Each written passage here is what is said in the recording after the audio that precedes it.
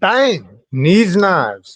I'm Jared. My lovely wife Kara's not joining us, but started a little early, I think, by 1 minute. How's everybody doing tonight? Hopefully all is well with everybody. I put up a different background for the knife cam. I don't know how long the battery's gonna last because it goes real quick, but whatever. It's helping the Chinese military. Probably. Yeah, Kara, how do you make this work? Oh, thanks, babe. Love you. That's hilarious. Yeah, that's the way it will wind up being. But I did it all myself tonight. I got everything hooked up. I got everything going. I did not. One thing I did not do because she's not right here. I mean she is, but she's not. I did not hook up any Instagram or anything like that. I could, but forget about it. We'll just do that another time. What's up, Alex? Bang. Can you guys hear me okay? Is my mic rolling really good? I hope so. Also, Sunday, Alex, I will be able to stay for the whole thing. I was wrong about which Sunday. It's next Sunday because I got man brains. What's up, Fiend? Hopefully everybody's having a good day. So we got a couple stories later on we will start talking about. But anybody got any new knife news? I haven't, normally I'm updated on everything, but this last week I haven't really heard too much. Nothing new really. At least not that I've seen or heard. Thank you, Russ. Thank you. I appreciate that. What's up, Mr. Mitt? We're all excited. Yeah, that's I can't wait, man. That's awesome. I love when I get invited to things. I've never turned down anything that I've been invited to because I get excited, man. I love doing other podcasts and other people's shows. I love it. I always have a good time. And it sucked because I thought that it was the Sunday that I did have something to do. And I was like, damn it, why of all days, it's gotta be the day that I'm busy, but then it didn't wind up being it. So wound up working out, which is awesome. I'm gonna poke this knife cam on really quick just to see if oh,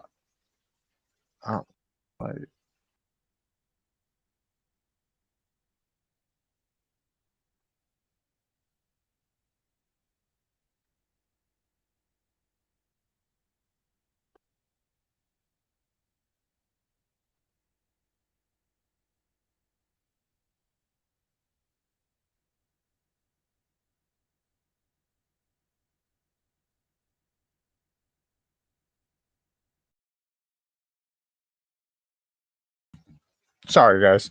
I was just checking that out.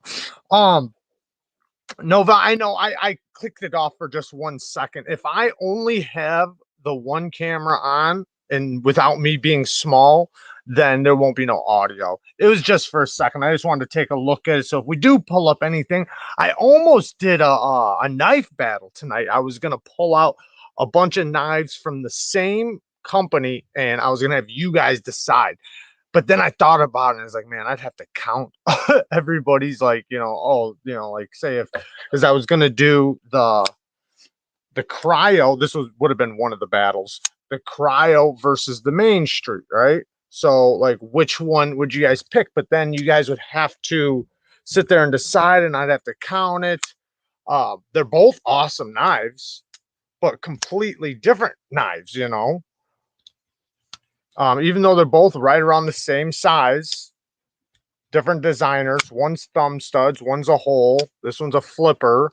Both micarta though, both black blades. Like they got a lot of similarities. Both the same company concept. Great knives. Also, like, well, this one when it first showed up and it's starting to break in, just like a lot of knives with coating. The coating with the detent ball can sound a little like it's rubbing a little bit, but it's went away like probably like 80% just from me playing with it. So you just got to break them out and flick them and, play with them a little bit. And then that detent ball will break in a track in the coating that's on it. This one was very smooth, even though it's coated. But it's just, sometimes you get it, sometimes you don't. But yeah, this thing's breaking in super smooth, super fast. I sub to Knife Sergeant. Yes, definitely go sub to Knife Sergeant. Knife Sergeant is good channel, good dude too. Yeah, check out Ben's channel. He made the bug out and stuff. Okay, so does any of you guys know what a bursitis is? A bursitis. Does anybody know what that is? I'm almost at 1,500. Definitely, yeah. Alex, I'm such an asshole. Of course, everybody, please go check out Alex's knife box. How many people are in here? Only, all right, 38 people are in here. Thank you guys. You guys are amazing. Definitely, if you're not subbed to Alex's knife box, go sub to his channel. I'm going to be doing a podcast with him tomorrow, but we're going to say that again. Remind me if you're still here, Alex. Once we get some more people in here, if some more people come in here, usually we get between like what 70 and 100 normally. I mean, I guess it kind of just depends, but we definitely need to get everybody over there to Alex's knife box to sub. That's a great channel.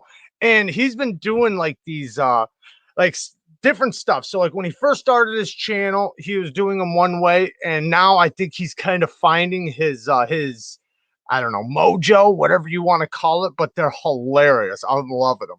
I'm loving like the way he's like kind of doing his stuff now. He's got comedy in there. He brings in like extra like clips of things like to kind of enhance the joke, which I've always thought about doing, because like there's like certain like shows that everybody has seen. So you understand that humor from that show, like say The Office, right?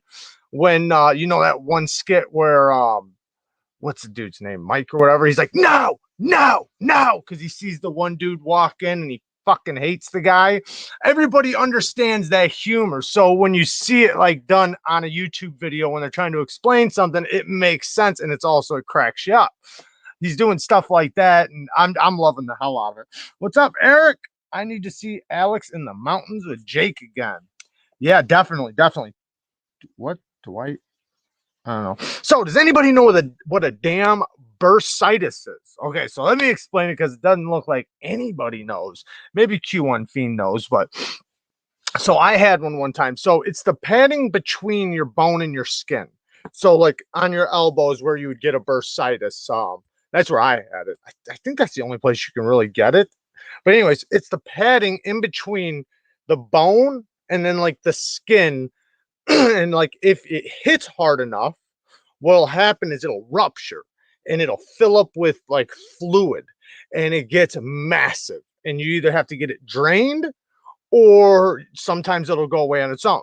Mine crazily wound up going away on its own, but it took a very long time, like a year and a half, 2 years or something. And it got so big that, like, say if I was sitting here like this, it'd be like up like this. People would walk in and be like, what the fuck? Like, what's wrong with you? Like, what's wrong with your elbow? Because it was so damn big. And I'm going to explain how I got it. It's kind of a funny story. But now if you look at if you look at my elbow, you can actually kind of see how it kind of, I don't know if I'll be able to show it. Let me see the angle. How my elbow kind of turns a little bit like this way. It's kind of pokey. I feel little bubbles inside there. Like it almost feels like cartilage or something, but it's really pointy. My other one is not as pointy, but anyways, it at one time it was massive. So what happened was without like giving up too much personal stuff, my sister's husband was like kept jumping on this bicycle that my sister had in the garage and taking off. And so my sister was like pissed off, and she not wanting to fuck him up. Like she wasn't trying to hurt him. She was just trying to stop him. Anyways, point is that so I went there and was playing with my niece, and they're riding their bikes and having. I'm like, yeah, I'm gonna get on a bike and I'm gonna ride with them. So grab the bike, and not knowing that the front wheel is loosened on the bike. So it's just the bike is just sitting on the wheel. It's not screwed in at all. So I take off and I'm riding. Everything's fine. It's cruising. Well, then I come off of the driveway and I go to the curb and I'm gonna jump the curb. You know how you jump the bike off the curb, and I'm gonna do that. And as I jump the bike off the curb, there goes the wheel. And so I'm on the back wheel in the air.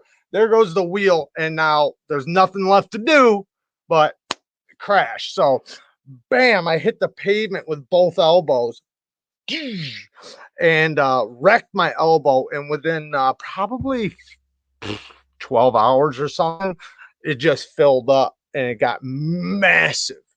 And yeah, when I got it checked out, though, they said they said it was a bursitis, and basically that I could get it cut and drained. I almost just did it myself. Watched a bunch of videos on it. I probably could have did it, but they also said that if you just let it sit, it will eventually go away. Took a while, but eventually it did go away crazily. Oh man, Canada's glitching us out. I really hope not. That sucks. Glitching again. Maybe I should slow down. How is it now? We all right? Yeah, bang, knees, knives, elbow. Uh, I got another story with my sister. Well, she's in the story here in a minute. It's a little not fucks. Yeah, you got the knives to cut it and drain. Yeah, I mean, and I've done stuff like that so many times. At least I feel like I have. Reaching out. I hope it's not. But yeah, I've had to do like so many like little surgeries on myself, I feel like, and on my own man. Shit, I've done full blown surgeries on my dad. Uh, I couldn't even tell you all the surgeries I've done. One time I had his foot come off in my hand. Fucking Canada, man. Um, I don't know if I should come out and come back in or something. Is it that bad? Because I'm not seeing it over here as being really bad. Give me a thumbs up if everything looks all right, guys. Yeah, maybe it's your end because it looks, I don't know. Two people said it, so well, the back of the foot. So like the Achilles tendon. So my old man was a paraplegic. So he couldn't feel from his nipples down, and he'd get these bed sores. And he was constantly trying to get his legs removed. So he would do anything to fuck his legs up. I mean, he'd run into walls, he'd do whatever. He didn't care. He couldn't feel it. So he'd go after people. I seen him go after people and fall out of his fucking chair. He didn't care. And he'd get these sores on his heels from dragging them and letting them hit walls and stuff like that. And I'd get pissed because I'd be taking care of them and having to do basically surgery on them. I'd have to wrap them. I'd have to take care of them 3 times a day, all kinds of stuff. Well, I had it like pretty much healed up. And then I went out of town for a week. And when I went out of town, this other person was taking care of him for a week. And he was telling her to do fucked up shit to his feet. And it wound up just making it just break out into like a bad infection on his heel. I mean, like really bad. Well, every day I'd have to do round of motion with him where you just move his legs, let the blood flow, blah, blah, blah. So I came there and I was doing round of motion with his feet, and I'm taking his heel and like rotating it like that. And the spot on his heel is so bad that it's all the way basically to the bone. And as I'm rolling it, rotating it, the Achilles tendon in the back of the heel just cracked basically pretty much all the way off, you could say. And it just started pouring. I never seen so much blood in my life. I mean, I've never seen so much blood in my life, and I've seen some fucking blood. And I mean, it's just pouring out. So, I had to fucking rush to the aid, and get it wrapped up and get it all fixed up so that he didn't bleed to death. I'm surprised he didn't bleed to death, to be honest. But I wanted him getting it healed up again. But, he had broken his legs and his feet and everything so many times through the 13 years he was alive, paralyzed, that it was kind of a normal thing. One time he was coming out of a doorway of an incline, fell out of his chair, broke his legs in two spots on both legs. So the femur bone or whatever, and then the shin, both legs. So 4 breaks, 1 shot. Bam! Fuck it. But he was constantly trying to get him removed. He wound up succeeding in getting one of his legs cut off. It was so infected because he was doing shit to him, like, because he didn't want him no more, and they wouldn't. It's weird, right? You would think like that you would be able to get, like, say if I want to get my legs removed like that, I'd be able to, right? But that's not the way it works. So they would not remove his legs, even though they didn't work. He couldn't feel them, and they just dragged him down. So he wanted them cut off so that he could move around better with his arms, right? Well, so he would try to do fucked up shit to infect them, even though, like, I'd be fighting against him, trying not to, and I'd be trying to heal them constantly. But it was always a constant battle between me trying to heal him and him trying to fuck him up. Well, then finally he got an infection so bad that they had to cut off his foot. That was after that foot thing. It was so bad that they had to cut it off. Then the infection kept growing up his leg, so then they cut it off at the knee. It was still infected. They had one more chance, because if this didn't work, it would have killed him, because it would have went past his hips. Anyway, so it got all the way up to his thigh. They cut it off there, and then it wound up healing, and it didn't go any farther, that infection. And then he started trying to work on the other leg. And it was just a constant battle every fucking day, me trying to heal wounds and doing surgeries and trying to keep them from hurt. And like, not in like you guys probably think like in a crazy way, like he's trying to hurt himself. No, he's trying to do it because he thinks it's going to help him. And I'm trying to heal him because I think it's going to help him, because I don't want him to die from an infection. He don't care. Like, he don't care if he fucking dies. He don't care if he lives. He just don't want to live with his legs anymore. And at some point, it's like, how can I argue about it? Because it's his fucking legs. But to me, it's like, I know he'll kill himself trying to, do it. But yeah, it's just every day. And then, like, that's just like some of it, man. I mean, his ass, like, I had to deal with wounds in his ass. And like, that was probably the worst, was probably his ass, because you sit and that's where all the pressure goes. And like with us, like with me and you guys, if we're sitting here and, like, say my elbow's right here, right? When my elbow starts getting irritated, before it ever even gets irritated, my brain tells my elbow move, and I'll move it and go to this one or just whatever. He didn't have that. So no matter what, like, you get loss of blood flow, circulation, all that stuff. And it's constant battle. I probably, with his ass alone, probably 50, 60, 80, I don't even fucking know, wounds. Some would last for a year. Some almost killed him. He had one that wanted to get into a bone infection, and he had to go get surgery again, and would be bedridden on his belly for a month. We'd be doing crazy shit at the hospitals. So I felt like the hospital was like a second home. I'd be sleeping there and living there basically, and he'd have me doing the craziest shit because like, he'd do so much crazy shit that the hospital couldn't handle him. They couldn't, they didn't understand how this fucking guy is so nuts, and he has so many people around him willing to do shit for him. So he was like unstoppable. And he wanted to have a cigarette this one time. I'm just talking about just one time, right? I couldn't tell you how many times I got a call in the middle of the night with him telling me to come get him because he was getting kicked out for pills, or for like sneaking shit in, cigarettes, smoking, whatever. Anyway, so he wants to go have a cigarette, right? He's out of surgery. He's going to be in there for a couple more weeks, and he wants me to sneak his ass out. They won't let him go have a cigarette because it's going to hurt him if he smokes a cigarette. And at this point, I know he's gonna fucking smoke a cigarette. Either he's gonna smoke it right there, or I got to get him out of there to smoke a cigarette. So the hospital doesn't want to let him out. So he had to go figure out where all the cameras were and everything. And we tracked the trail like this is our route, right? This is our route to escape the hospital. We're not trying to escape to leave. We're just trying to escape to go smoke a cigarette. So I sneak him out of the room, right? And I get him around the corner. I get him in this elevator, get down to this one floor, and we get out to this one spot. Well, by now they realized he's gone. So now we have security on the whole building searching for us. I'm running down the fucking hallway with my dad on a bed, laying flat down. My dad, like he's looking around, he's butt naked on a fucking bed with a sheet over him, running down the hallways, and we're running fast. And I can see security through the windows in another hallway chasing, right?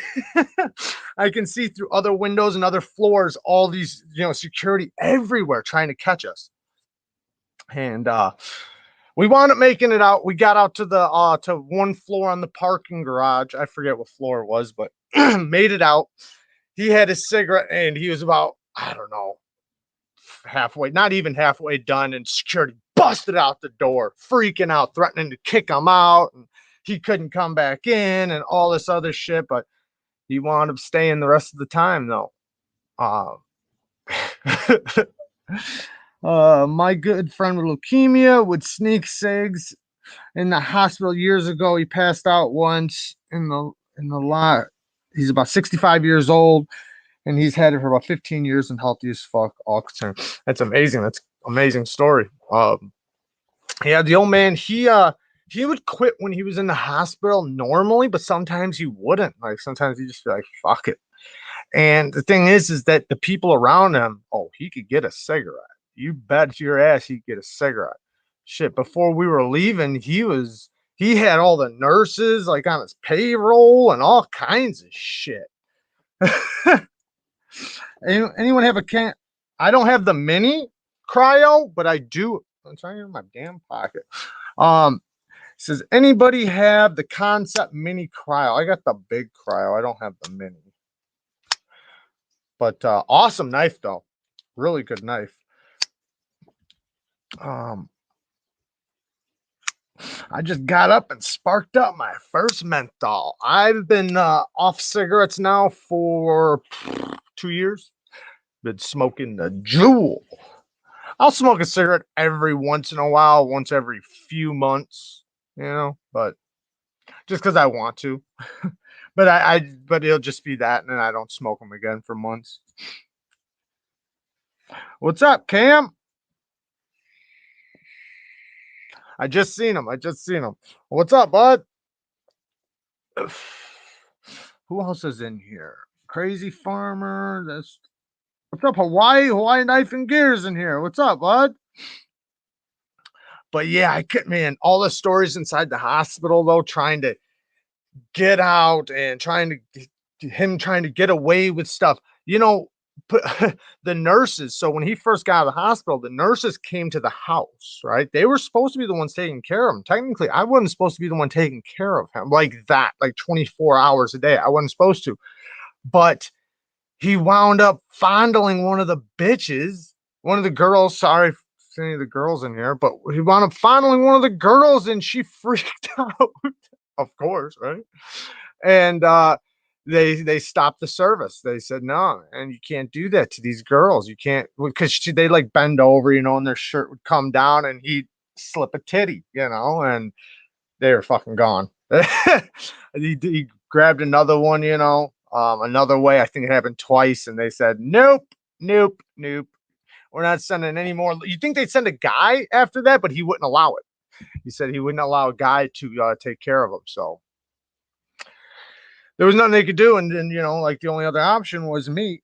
Rockstead, Rocky. Let's go on to the knife cam. Let's see if we can hit it over here. Let's go like this. Add the stream. Now I'll go. Think. Okay. Let's get this one out of there. And go wham. Oh yeah. How's that look on the knife cam? Hopefully it looks good. You guys can hear me, right?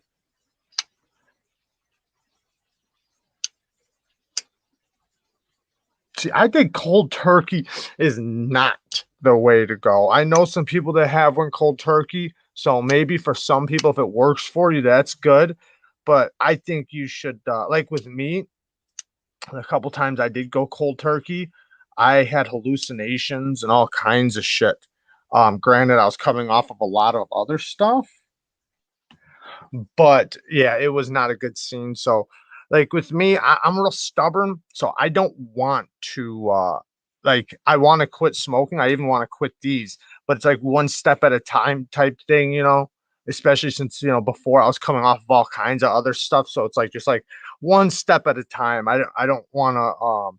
One of the biggest failures for people with diets with anything is overdoing it and not because you wind up feeling like you're losing control, or I don't know if that's the right word, but you wind up wanting to control it again or something. Like it's like kind of like cravings, like you get the cravings and it just overcomes you. So like just don't let yourself get those cravings.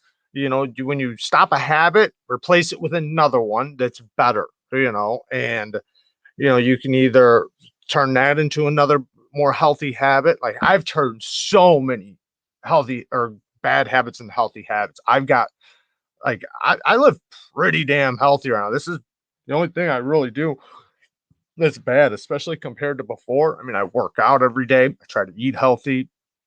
I drink lots of water. My one other bad thing is my energy drink, so I be sucking those bitches down. But I don't drink, I don't smoke, I don't, and I always did all that. So, uh, know that story myself. I did one of those 14-day diets once. I finished it in 6 hours. Awesome. I don't know if you meant like you were done in 6 hours or like you finished it and now you were back to normal in 6 hours. That uh slow and steady quit. Yeah, I think well like I was always told like by psychologists, psychiatrists and stuff like that. Like you don't quit a habit, you replace it with another. When you quit a habit without weaning off, say stopping cigarettes. Try yerba mate to drink inside. I don't know what that is. Um, what's up, Mark? Hey, bud. Good evening to you, good sir. What does it say? I've had some great conversations over cigarettes too. Oh yeah, shit. I still have some good conversations when I do wind up smoking one up, but it's just very rare. But when I do quit this, I'll probably, I don't know, get on patches or something, or just slowly like take this down. Like that's how I've stopped a lot of things, like kind of like the wean off thing. Like when you're fucking done with something, you really are done with it, and you're like, fuck this. Like it's pretty easy to wean off because you're really wanting to get rid of it. Hey, Marvin, thanks, bud. Appreciate that, man. Thank you so much, Marvin. That's awesome, man. Thank you. Definitely appreciate all donations. Our analytics are fucking down bad this month, really bad. About to have to pay taxes on it too. I appreciate that, man. Thank you so much. Um, Smoking a cigarette is like a clap on the back. You're okay, and smoking is a bonding experience. I would never have progressed at work without meeting the people who smoked at work. I know what you mean. I know exactly what you mean. And a lot of mine, so hold on one second. Jared, why not replace the e-cigs with video games? Kara would approve of that choice. Yeah, we do. We sit there and that's how we play. Fucking sucking on the shit like it's a pacifier. But I what the hell was I about to say? Oh yeah, so I like obviously smoking is like you interact with it, you talk to people over a cigarette at work, you take breaks, you smoke a cigarette, unless if you can smoke at work. Fuck, I smoke this thing at work. I don't give a shit. But I really started getting bad with cigarettes. Whoa, hey, thank you, knife lover. Thank you. Oh man, I appreciate that, knife lover. I'm glad you're here, bud. Thank you so much. Mr. C, thank you, bud. My bad habit was watches. Now it's knives. This is definitely a better habit to be in than some habits, but some could argue it's expensive. It might not be unhealthy, but it's definitely expensive. But yeah, watches is even worse. I've been into watches for a long time. I've always loved watches, but I don't have a big collection of them or nothing like that. I've always had like three or four, nothing really crazy. My most expensive, I have a vintage watch right now that I've had for a long time. That's probably worth a couple $100. And then I got another one Kara got me that's, a couple $100. But I did have one time though, I had a was it a Louis Vuitton? Yeah, I had a Louis Vuitton watch, a legit one. Uh got I bought it off the streets and got a really good deal on it. And I had that thing for a long time or for quite a while. It was really nice, but I think it was like five grand altogether. But I didn't pay that though. I didn't pay that. I got the good deal, if you know what I mean. But anyway, so I started really smoking bad cigarettes really bad because I have sleep paralysis. And from 17 to probably 30 or something like that, I had it fucking bad, like really bad. Like into my early 20s, I had it so bad that I didn't sleep for an entire year. And so what would happen is sleep paralysis where you're like trying to fall asleep but you're still awake and your body falls asleep. Basically it's caused over stress and anxiety and stuff, but so you're paralyzed, you're wide awake but you're paralyzed. A lot of times my eyes would even be open, I could be looking at a person and the people I'd be around would be slapping me and fucking shaking me. I've been thrown like off the bed and off the couch wherever I was sleeping to wake me up. Sometimes it'll wake you up just by saying your name, sometimes it'll wake you up just by touching you. And other times, like you can't do anything and it'll last a long time. And then sometimes it's painful, like your whole body is like locked up and it feels like your whole body's like being ripped apart. Like there's so many different versions of it. And I had the most horrific versions you could imagine. So, but when I would have the problem, I could hear it coming. Like literally, my brain would feel like it was vibrating, like it was screaming in my ears. So I knew right then to get up, right, and not like stay there because if I didn't get up right in that second, it would catch me. Like sometimes I'd be going to get up and it would catch me and I'd get stuck in it. So I would get up, sit up, and I'd smoke a cigarette, and I would wind up falling asleep. I would wind up being able to fall asleep. Um, so it became a blanket, I guess you could say, a security blanket, a thing for me. But then it got really bad because it's like one in the middle of the night turned into two, two turned into three. Then it wound up every fucking half hour, every hour it's happening, and I'd get up and smoke a cigarette. So it wound up being where I'd smoke a pack of cigarettes in a night. That's why, like, I really wanted to get off them when I did because I was like, man, I've taken a lot of years off my life trying to sleep with these damn things. Um, and that's why this is kind of cool because it's not on fire or nothing. If I do wake up and I smoke it, it's not, it doesn't make everything stink and ashes and everything else. Uh, Seems Logical says, "Oh, I've had a few episodes of sleep paralysis, super minor compared to what you're explaining. So maybe I don't." Well, there's different versions. Like I've had very minor ones too. I've had them where they last 5 seconds. I've had them where they last, a long time. I've had them where they're painful. I've had them where they're not. I've had them where people can't get me up. I've had them where I can, like, I wound up learning a trick after I don't know, it took me about a year or two. I first got one when I was 11. Then I didn't get them again until I was 17. And then 17 to my mid 20s, I had it really bad. And then I really learned how to cope with it and just deal with it. It's just part of life. Like now, I have one every couple months, but it's nothing compared to my 20s. Like nothing at all. Like to me, it's fucking daycare compared to the way it used to be. But I learned that the more I fought it, since I was wide awake, I'd be trying to get up, trying to move. And that's the worst thing to do. You want to relax your body, and then when your body, which sometimes is very hard because sometimes it's painful and scary and this and that, but you relax your body, and then when you feel your body like falling back, like settling, I guess you could say, you jump up. That's one trick to get out of it. Was it good? I don't know what that is. If you quit caffeine and nicotine, then you'll have such a better time trying to sleep. The first 3 weeks will be rough, but it's worth it. I fucking agree. Caffeine doesn't do much to me. I can fall asleep on caffeine. Like I sleep good now, though. I'm good now. This was, before. Now, I like the past year. I nah, about a year, but close to a year now. I've started to sleep good. The last 4 years, like I said, I've worked on turning my life around and being a lot healthier and just healthy everything. So it's benefited my sleep massively. I went from I couldn't sleep longer than an hour. Now I can sleep about 3, 4 hours at a time, and I can sleep a whole night. So like 6 months ago, maybe 8 months ago, I didn't sleep longer than 4 hours ever, ever. Not fucking a year in a row. Never more than 4 hours. And I would only sleep an hour at a time.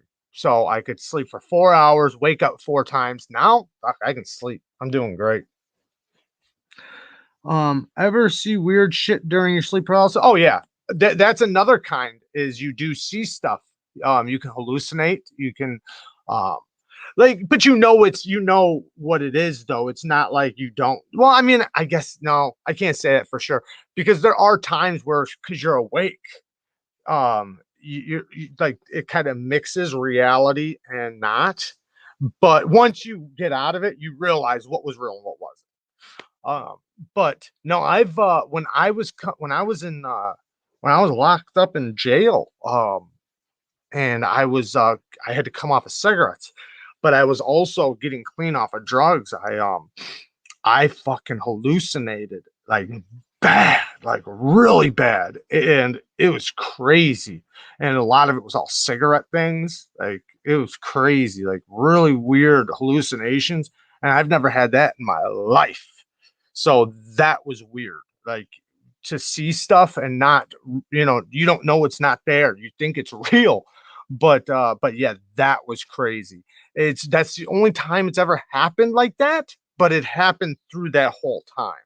Like through like I don't know, maybe a week or something. I wasn't in very long. I think I was in all together like 2 weeks that time, but for like the first week, yeah, I hallucinated pretty bad. 10 people have a serious problem, Russ. What is that? The 184 looks cool. Oh, where we go? But I don't have any experience with it. The 184 and the 184. I don't know what the 184 is. Ever see? Oh yeah, I already read that one. Who was this one? When I was younger, my money went into muscle cars. Always said the bigger, better. There was no end. Most of the time, it was the same damn car. I had a couple sweet cars. Um, that I mean, to me, I thought they were sweet. I had a '69 El Camino. I love that fucking thing. It was sweet. Um, had a 350. I had and then I had like some other like foreign stick shift cars that I juiced up a little bit. I had a couple older trucks. I've had a lot of cars altogether, but a few of them like that I really really loved and put money into systems and rims and shit like that. I've driven some pretty badass cars. They weren't necessarily mine. Fuck, I used to drive around in a little bus because my dad we called it the party bus. What's up, Joe? Hey, bud.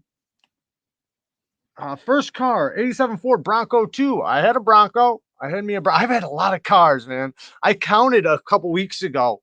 I don't even remember what it was, but it was a lot. It was a lot. It was hard to count them all because there were times because I had like shit cars. So there were times I'd have 4 or 5 cars in 2 months. So ask Breeze how many cars he's had. I bet you he can't tell you. What do you say? Or get kneecapped by Q1 Fiend. Getting kneecapped by the Fiend. Breeze says, Listen here, you 10. Hit the damn like button. Your thumbs ain't broken. What the hell just happened? I don't know what just happened. See, why does this camera feel like I'm leaning? So weird. I can't look that way. Oh, I gotta go this way. That's everything's opposite. Sorry, guys. Uh, thousands, literally. I know. That's why I said I bet you can't tell them. I know you have. That's why I thought it was funny. I started thinking about how many cars I've had, and I thought about how many has Breeze had, and I thought about it. The reality. I was like, yeah, he don't even know. He couldn't count if he tried. Oh, where'd he go? I had a car with so many parts of other cars, I called it a multi Carlo. I love that. That's hilarious, Marvin. A Monte Carlo. My uncle had a badass Monte Carlo back in the day. The old Monte Carlo SS's, the 80s, like the 87. I forget. I think that's what year his was. Those were my favorites. I know a lot of people like the generation before that, but I love that. I don't know why, man. That late 80s one, that thing was sweet, Jack. I loved it. Quick too. Um, I drove the Grand National Turbo, which is the same years, and that thing was fast. It was it was brand new. It was like I think it had like 10,000 miles on it. Thing was very clean. I'm talking about clean as clean. It was like kept as like a show car, and I ripped the fuck out of it. It was fast. Um, I had a Hugo that when I hit the fog, it bounced back. What? Grand Nationals were badass. Very badass. My first car was a 74 Honda Civic, Russ said. I had a Honda Civic. Mine was a 96. I think it was a 96. It was a 5-speed. Little stick shift, little black one. My dog was running one day. I had a bull mastiff pit bull mix. She looked like a Great Dane. She was fucking huge. She was like, I don't know, 6 months old, but her legs were bigger than her body. So when she ran to stop, she couldn't stop. Like she'd be running so fast that sometimes her legs would keep going. She'd try to stop and she'd keep going as her legs stopped. Well, she's running and she's trying to turn. And as she goes to turn, she tries to stop. Her body keeps going head first right into the fender of my Honda Civic. Bow! Put a big ass dent in the side of it. Messed that car up. Dog was fine. Dog got up and shook that shit right off. She was a badass dog. That dog could open doors, shut doors, flush toilets, play dead, do anything. You guys, I don't know if you guys know. You guys might not know, but a lot of people in here know. I was a dog trainer for a long time, and I still train dogs sometimes. But she was so smart. My first car, as the name says, was a '89 Nissan Stanza, shit brown. I've had a couple shit. I had a purple car. I had a oh man, what was it? A Saturn, a purple Saturn. I forget what year it was, 99 or something. I don't remember. Like I said, I've had a bunch of cars. My first car was a '99 Hyundai Tiburon. Ed says my first car was a Schwinn bicycle. My first car was Mowing Joe, the right and left foot. Could she use the toilet? No. What it was is I taught her to do it because I thought, okay, so my dad had a bathroom in his room, but he never used it. He never used it. Nobody ever used it. My dog used it to drink water because it'd be cold, but she was a stingy bitch. So she'd walk in there and she'd want it flushed every time. She would not take a drink out unless it was flushed, which is weird. There'd be nothing in it, nothing at all. Nobody even spit in it or nothing. Crystal clean, but she'd want it flushed for that nice cold water before she'd take a sip. She was a spoiled brat. So she banged the lid up and down until you came and flushed that toilet. So I thought, like, okay, I'll teach her how to flush the toilet. Then I won't have to come over here and flush the toilet no more and listen to her bang the lid. She never grasped that part. So if I told her, Gyrdane, flush the toilet. She could do it. But when she wanted a drink, she couldn't put those pieces together. It's just like the intelligence difference. She couldn't put it together that I want this, so I'll do this to get this. And is what it is. But she knew how to flush it when she was told. I thought it would have been cool though if she knew, people would see her flush the toilet and come out of the bathroom. But no, she could open doors though and shut doors. And she even knew to open the door, come in and spin around in circles to wipe her paws and then shut the door behind her. People would freak out. I told this story one time. I was at a gas station and I locked my keys in the truck. I had an old Ford truck, the kind with those windows that the little corner windows. I forget what they're called, but anyways, it was a nice Ford truck. Anyways, so she got locked in there while it was running. I went into the gas station, came out and realized I locked the door. The thing was locked, and I didn't know what to do, so I'm telling her to. I don't remember if I told her roll down the window or open the window, but either way, I'm telling her to do this. Yeah, I think it was roll down the window or something, and she or open the window, and I'm telling her. She doesn't know exactly what I'm saying, but she knows I'm telling her to do something. So she starts trying to do shit, and then she just freaks out like, bah, like this, like trying to paw everything, like I'll get you in here. And she winds up opening the fucking door. This black guy behind me sees it. And he goes, did that fucking dog just open that door? He goes, holy shit, I need to get a dog. I thought it was hilarious because this guy's like blown away. Like he's watching from afar. I didn't know he was watching, but he's watching me tell her to fucking open the shit up. And she did. And he was so like a mutant, I guess, amazed. My first car was a 72 Mustang. I had a Mustang too. And my Schwinn bike was stolen at Sears store bike rack. I've had a few bikes stolen. But yes, I had a Mustang, a 90, 89 or 90. It was a white one. Pretty sweet.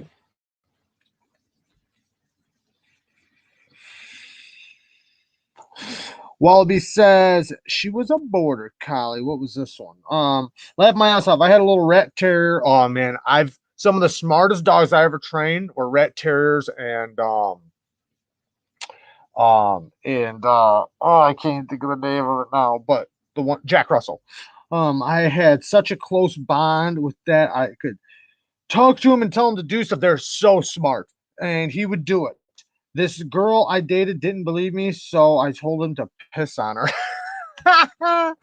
That's funny because I've taught Jack Russells, Rat Terriers, and then another one that was super intelligent that I taught was a healer, a blue healer. Holy shit. I could tell a dog to do anything. A dog could do backflips. A dog could do anything. I could sick them on people because they're hurting dogs. I kept a dude on top of a car one time for 20 minutes. The dog was playing catch and going after him at the same time. Every time he tried to get down, he'd attack him or and she'd circle the car and wouldn't let him off of it. Oh. I ended up selling my Mustang for a Trans Am. I never had a Trans Am, but I drove one for about 6 months. It wasn't mine though, it was a friend's. Oh, cool. Someone saw my 10 speed tied to a pole and said, look at this rich motherfucker here. Yeah, I had a lot of bikes stolen growing up. I one time, story time. I actually got 2 stories. But this one, I got a bike and it was like the first bike I really had that was like nice. And we were like, we were in a poor neighborhood and it got stolen. So, it was like whatever with mine, right? But my sister's bike got stolen too. And my old man, was like, he made me be very protective over my sister. Like, so he made me go out in the neighborhood and look for the motherfucker who stole the bike, So I went out looking and found this dude. There was a couple dudes. And honestly, today, I don't think it was the bike, but I went after him, blaming him for stealing the bike. I wound up getting my ass beat. All these dudes beat my fucking ass, but I don't think it was the bike anyways. But but I was trying to defend my sister, you know, and thought her bike was stolen. Then to replace my bike, I went around the neighborhood because it was weird. The neighborhood was like filled with bike parts. Obviously, these people were stealing bikes and taking parts off them and throwing the parts other places. So went through the alleys, found a frame, found this, found that. After like a couple weeks, I had all the parts to build a bike. The only thing I didn't have was brakes. So I wound up building a bike. My dad brought me some spray paint, spray painted it black, and I had a new bike. It wasn't like my bike that got stolen, but I had a bike, and I was actually proud of it though because I built it. You know, I was young, so I built this bike, and I was like, "This is the shit." No brakes, but it was the shit. Who needs brakes, right? Brakes are for pussies. Apparently, I control the banks because I owned a Huffy. What does it say? I have big cam in my Trans Am, and I can't get it even close to sounding good as the 5.0. Yeah, those 5.0s and those small light cars, they get it. They get it for sure. That Trans Am I used to drive though, man, that fucker got it too. I used to go around racing all the the foreign cars. Where I worked at the time was a nursing home, and I worked with all kinds of Filipinos, and they were all into street racing, all of them. They all had all Accords and Honda Civics and this and that, and they were all souped up. And they'd get so pissed because they'd go to the drag strip every fucking weekend and race and check their times and figure out, you know, how fast their car was and tweak it here, tweak it there. And we had this long strip right behind the place there.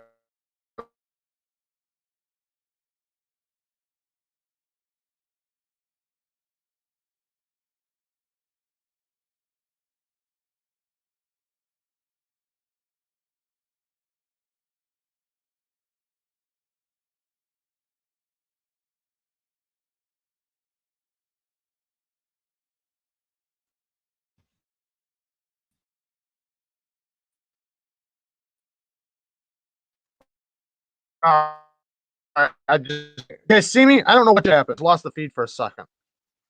What the fuck? See me? Damn it. All right, Canada, come on. Be nice to us. Be nice to us. Come on. I'm going to give it about 10 seconds. I'll finish my story to let it kind of clear up. Can you guys hear me?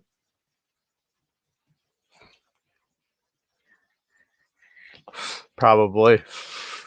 Interrupting Kara's video games, probably.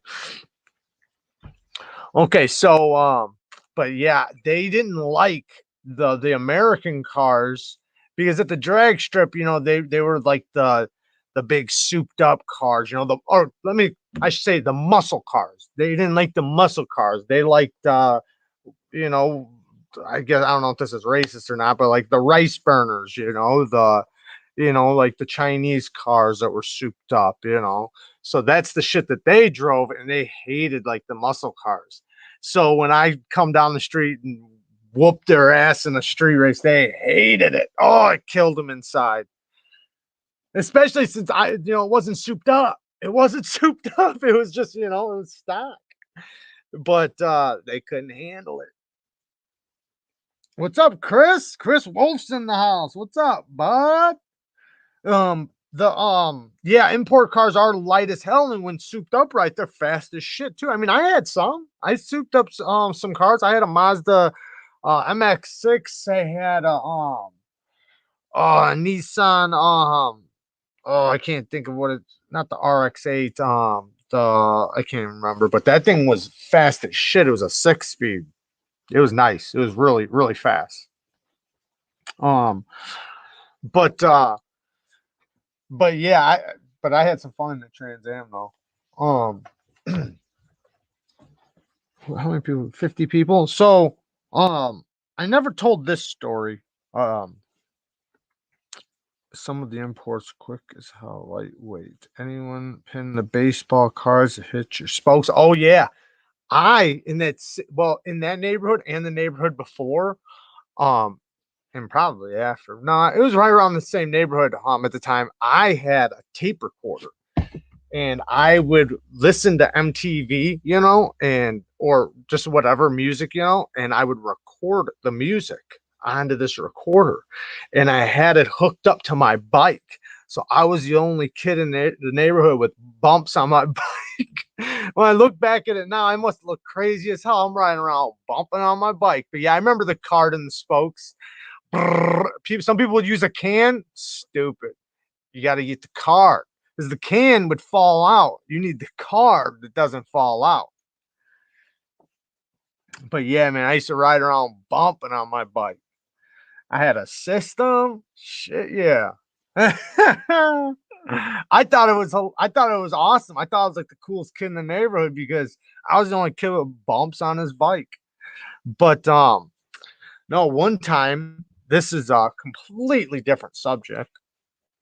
I was younger, and I had these couple friends in the neighborhood. I guess you can call them really friends. I'll get into it. Anyways, I didn't know at the time that this dude had like a mental illness, but there was only like three white kids in the neighborhood. So like, I started hanging out with them, and the one dude came over to my house, and he was at my house, and uh like he was like hitting on my sister or something like that. And I told him he had to go, something like that. I told him he had to leave. And so when I told him to leave, I walked out first. Okay. I walked out the screen door. I walked out and I heard my sister scream my name. And I grew up with my sister, so I know that sound. That sound is get ready to fight. And I knew it, like I knew it right away because the way it came out of her, that death scream, like when they say your name, you fucking know what that means. So when she said it, I already knew, like, get ready to fight. So when I turned around, I was already ready to fight. And when I turned around, he came out the door. Like the door must not have been shut all the way, unless a screen door sometimes doesn't shut all the way, because he kicked it open and came out and he had a knife. He came out with a knife like this. It was the sharp butter knives, the ones that they're not sharp on the edge, but they're pointy. They're like really pointy, like you could totally stab somebody to death. So it was one of those. He grabbed it off my counter, and he comes out like that, and he comes at me, and since I heard my sister, she saved me because I heard her, so I instantly turned around ready. I'm on a porch. The porch is 5 steps or something, 4 or 5 steps to the door. So the actual porch is, I don't know, would it be 4 or 5 feet off the ground? And so when he comes, he's already got the momentum because he's running. And when I turned around, he was already coming through the door at me. I'm only 2 feet away from the door, 3 feet away from the door. Otherwise, I don't know if I'd have kicked the door or what I would have done. But anyways, he had the momentum. So when he ran into me, I grabbed the arm, or his arms, the knife, and it pushed me back because there was nothing I could do. He's got the momentum. There's a railing right there. So I hit my back on the railing, and I almost went over, but I didn't. And he kind of did too. And so like the knife's over here now, and I'm like holding them, and like we're like struggling for it. And I tried but I don't think it was and then I wound up dropping this arm and grabbing him by the legs and scooping him up over. Damn it. Oh, can you guys see me? I didn't know how long it was gone for. Can you guys even hear me or see me? I see it's all glitched up and messed up. We might have to just end this one, man. This is getting stupid. We haven't had this much trouble in a minute. I don't know what's going on with the internet. Like, it's been good for a while. So anyway, so if you guys caught all that, I don't know. Anyway, so I scooped his legs, and he wound up going over and hitting his head on the way down. Obviously, he's going head first. Hit his head. It kind of messed him up, but he I don't remember right after that second if I told my sister to go inside, or if I don't think I chased him. I think we wound up going inside, like, because I don't think I wanted to go down there and take a second chance of getting stabbed. I don't remember, but it was ended after that. I know that. I think he took off running or something. I don't know. I think he took off running. But yeah, it was crazy though. Do you think it's Kara? Her presence scares Canada. I know. It's when she's here, we're all good. No, we haven't had trouble like this for a minute. Raid Banter's in here. I didn't even see. I've been sitting here telling stories. What's up, Banter? Raid Banter's been in here. Probably all kinds of people in here, and I don't even know because I won't shut up long enough. What's up, Monster? Crazy Farmer. Hopefully prices are budget friendly. I don't know what that is. I'm waiting for the Civivi Knox and both models to come out. I don't know what that one is. The Civivi Knox. What's the Civivi Knox? Do I not know? I don't know what that is. I'll tell you what, man. This new Civivi right here, the one I just did the review on, this thing is awesome. The riffle, whoo, this thing is very, very sweet. Possibly my favorite Civivi. Now, if I had to put it head to head with the Actium, that's a tough one to choose. I know I like the materials better on the riffle, but that's the materials, the actual grind and blade shape and all that. I don't know. I might just take the riffle, but it's hard, man, because that Actium is damn good.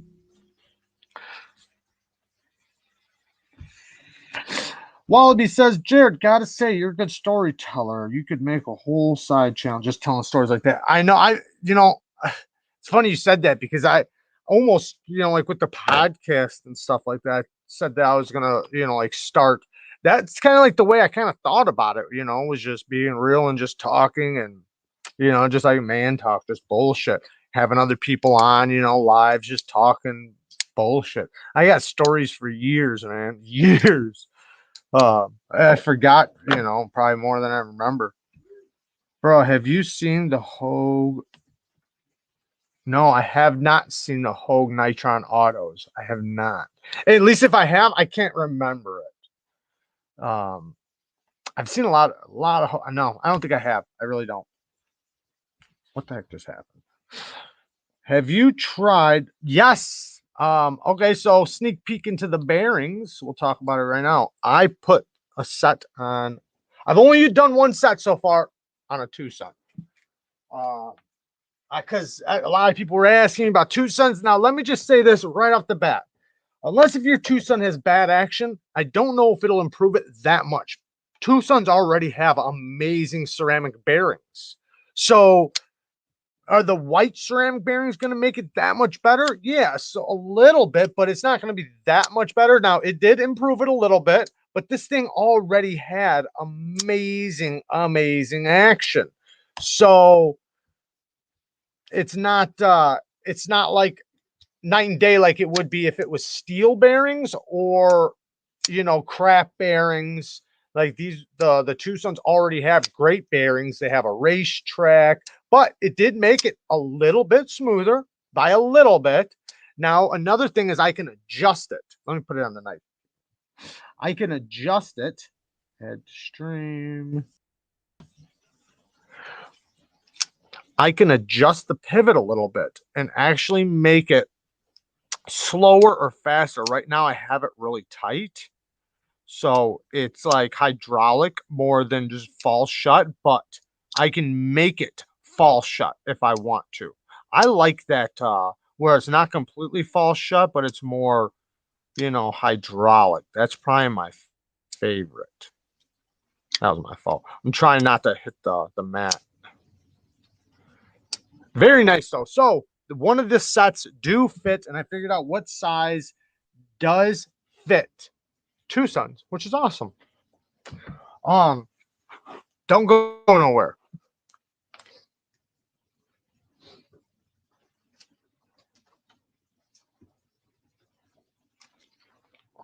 My wife's being abusive. She didn't make me coffee this time. She's abusive. Nothing, sweetie. Mr. C, thanks, bud. Thank you. I've been looking at $1,000 Med Repertorian tees. Woo! Okay, so I don't want to discourage you from getting a Praetorian tee because they're awesome. They're badass, but that's what they are. They're awesome and badass. They're not going to be your EDC. I mean, you can EDC them all day, you know, and you can EDC a hammer if you really want to. You can EDC whatever you want, but they're not logical. They're very uncomfortable in the hand. They don't cut good. They're heavy. There's a lot of better options for badass and useful. But if you're wanting like a showstopper, something that's a shocker, I guess, a shocker knife, a knife that just shocks the hell out of people and people just think is cool, it's awesome. It's badass. I actually did a video, excuse me, cutting ballistics gel with a Medford from Dirk Wierning. He sent me some Medfords and he let me use one of them for the ballistics gel. We also used a hey, Benjamin, thank you, bud. Thank you guys, man. Thank you guys for the donations, man. You guys are awesome, man. Thank you so much. Wow, thank you, man. I appreciate that. But we also used the what's that Spider Co with the serrated karambit blade or whatever. The civilian. The civilian. We used the civilian on it. Cut the ballistics gel wide open. Wide open. But yes, thank you guys so much for the donations, man. Like I said, our analytics are very low right now, the lowest they've been in a long time. So it really, really helps us. Thank you so much. What did Q and Fiend say? I don't know. One of those Wasp knives would be my knife to shock people with. Yeah, you'd really shock them. Fucking. The thing is that you get. I don't know if you only get one shot, right? Better make it work because I don't think if you push the button and let off, it stops. If anybody doesn't know what the Wasp is, the Wasp is a knife. It takes a CO2 air cartridge in the handle. Let's picture the Rockstead as a Wasp. So it has inside the handle, it has a CO2 air cartridge, and then it has a button right here. So when you stab out of the tip, a burst of CO2 comes out. It's for underwater shark diving. So if a shark attacks you, you can stab it and it'll blow up.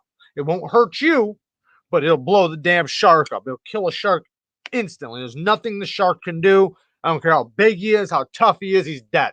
They've tested it on fruits and all kinds of stuff. I think even one guy did it to a shark and saved his life. But you watch a fruit, it just cracks in half and the air comes out. Ballistics gel expands like crazy until an air pocket pops, and then the air comes out.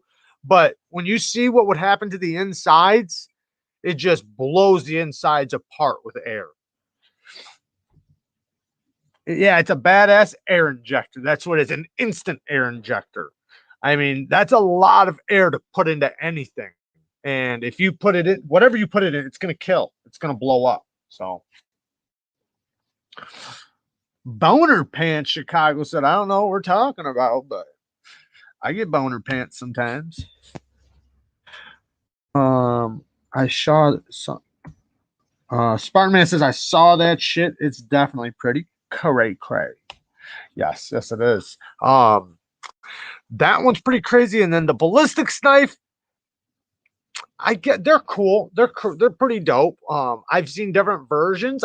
I've seen, I don't know how true this is, but I heard that the spring ones are more illegal than the gunpowder ones. I'm sure they're all illegal, but because the spring ones are more silent, and then the gunpowder version is the kind that takes like a bullet, or not a bullet, but a blank, and it's got like a metal bar in there that helps push it out, kind of like a bullet, except for it's a knife. A ballistics knife is a knife that shoots. That's, if anybody doesn't, not shoots a bullet, but shoots the blade. If anybody doesn't know, but there are also ones that shoot a bullet. There's that too. Abby says, hi, everyone. On break for a couple minutes. Abby, hey, bud. I need to send you that cashola back, bud. What, 2 lives in a row? She must not like us anymore. Nope. You guys fucked up, man. You guys messed up big time. Big time. Heading out, Blade Banter says.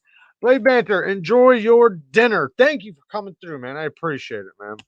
I know sometimes our lives are a little R-rated for the knife community. I appreciate you coming through, man. Thank you. What did that say? Yeah, the gunpowder variety are legally harpoon guns, I think. Is that how it works? I, I always thought it was because of the sound, because you can hear it. Like, how people think, like, their logic, like they think like, oh, he could kill everybody in the room and nobody would know. I didn't even get to play with it, just sent it to Jared. Now I gotta wait to get it back. Well, I appreciate that, man. I appreciate that. Abby's got the package. Yes, I did get your package, Abby. uh R rated, is there something higher? X. um I seen one time talking about silencers. This happened. I don't know if I should be talking about it. People died, but this family lived across the street from me. Wound up getting murdered. I'm guessing it was a hit or something because I didn't hear it. They were all shot. The whole family. The whole family got shot. I'm not sure if they all died. I'm pretty sure. I don't know. But yeah, I was thinking it was a silencer because it didn't make sense that nobody heard nothing and they were all shot up. Um, I don't know. Maybe I don't know. Maybe like a gang thing or something. They were definitely gangbangers. So I have no idea. I I seen one time the building was on fire. And this is actually pretty sad, but the building's on fire. It's 3 or 4 stories. Top story, it's blazing, blazing. Um, this dude is hanging out the window, screaming bloody murder for somebody to save him. This dude comes walking by and puts his arms out and says, "Jump, I'll catch you." The dude jumped, because he's like burning, so he's gonna die anyways, I guess. So he jumps. That dude goes and gets out of the way, like literally, like, was, I don't know if he was saying it as a joke or what, but once that dude jumped, he realized, I ain't catching this motherfucker, and he moved and put his arms back in. Looked like he was like, yeah, right, but I don't know. Maybe he was just like, never mind. I don't know. But anyways, dude hit the ground, bam, and Flight for Life came and got him. And yeah, it was a what the fuck moment. It really was. Like, it was like, damn. There was nothing I could do. I mean, I was on another balcony watching, but it was sad. Uh, the whole building burnt. They had to redo the whole thing. It was down for like 2 years after that. Lavender Pants is in here. Blade Banter, is your Solaris going up for sale anywhere? Or was it just the Kickstarter? That is a good question because I've had a couple people now ask me, where can I get one? Where can I get one? So, man, you should have got on it the past year. But I know some people, they don't see it. They wind up coming around. They wind up joining the knife community. But yeah, that's a question I don't know. But Blade Banter just left. So we might have to contact him via message, like through Instagram or something. But I'm curious about that too. If you can still get them, if they're going to be another batch, what's going on with them. Tell the Coyote story again. Which one? The one with the dogs? The 2 dogs? Or that's got to be the one. If that's what we're talking, sorry. There was dogs living across the street, and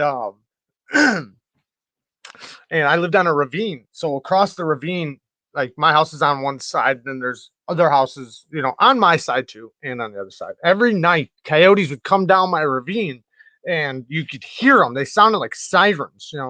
And especially if there was sirens, if there were sirens, you would hear them all over. And my ravine went to Lake Michigan. So down by Lake Michigan is all nature preserves. Well, it's just one big nature preserve. And so this giant nature preserve housed, I guess you could say housed, but the coyotes lived all over, and the population was over 500. in this one area, and it was a massive amount.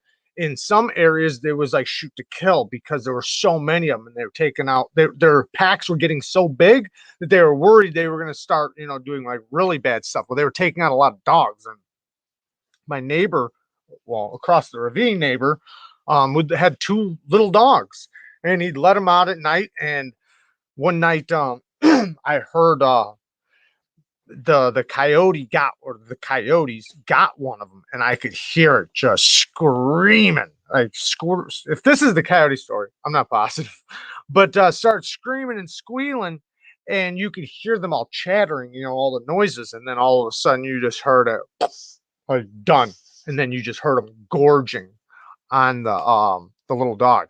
Next day, that same guy lets his dog out again at night, and these things every night at like midnight, they come down the ravine. So the next night, they fucking got his other dog.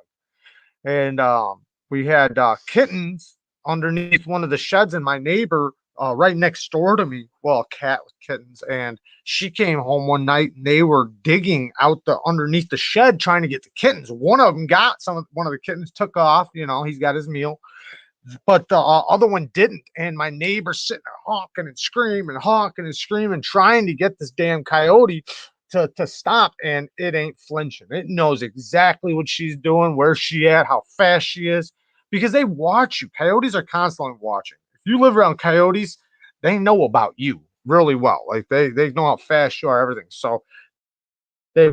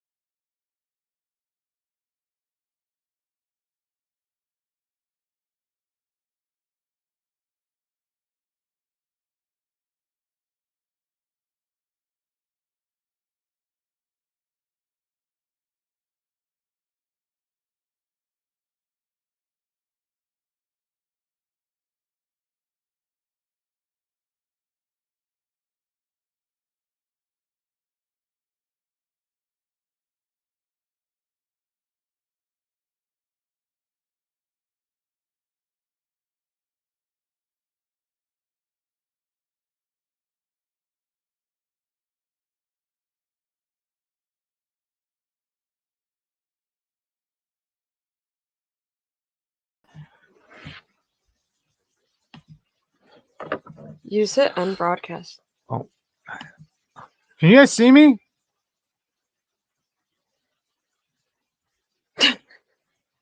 Can you guys see it? Can you guys see us now? It's back! Yay! It's back! Yay! It was all backed out. Yeah, I don't know what was going on. I had like run like some diagnostic thing. Yeah, I'm glad you guys stayed though, man. Cause I was freaking out. Like, damn it, I don't want to end this. Yeah, he was swearing at me and everything. Definitely freaking out, telling me it was my game. I never said it was your game. You literally did. I did? Like 7 times, and I was telling you that I said we were on different routers, remember? And you were like, remember all that? No, I think I asked if your game was working. Hold on. I didn't give no shit if my game Yeah, was because working. if it was glitching, then I was saying it was the same thing. Zach, thanks, bud. Thank you. Thank you. Thanks, babe. Love you. It was her fault. No, I don't know what it was. Because the internet was working on other things, but it just would not let me use this app. It was weird. Like, is yours not working now? Oh, okay. Damn it, it's Kara. Canada. What? I know it wasn't. Calm down. I don't even remember where it cut off, guys. So I'm sorry if I stopped dead smack in the middle of a damn story. Fuck all those things. Exactly as I said in the beginning, modern technology is fantastic these days. Absolutely, absolutely. Exactly as I said in the beginning. Thanks, babe. Love ya. No, that's how it goes. She's playing her game. I'm sure you guys can hear her. She's a killer. What's up, Don or John Duncan? Luckily you're coming in now. It's getting a little. I mean, I thought everything was going pretty good, but like when I watch it over on this end, it was like really scrambly the whole time and all messed up. Like it kept coming in and out, which is weird because I honestly think it was the app because nothing else was messed up. And once I did this thing, it wound up coming back and work because everything else would work except for StreamYard. So I don't think it had anything to do with my internet or anything. It was all the StreamYard thing. Thank you, bud. Consolation for the outrage. Thank you, bud. I appreciate that. I was definitely outraged. I was ready to start breaking stuff. But yeah, because the way it ended, it's like, man, like I didn't say nothing. I hate ending and then not even saying nothing. Like I wasn't even able to type and say goodbye. At least sometimes, like when it cuts off, I can be like, oh man, it's messed up, guys. Sorry, goodbye, But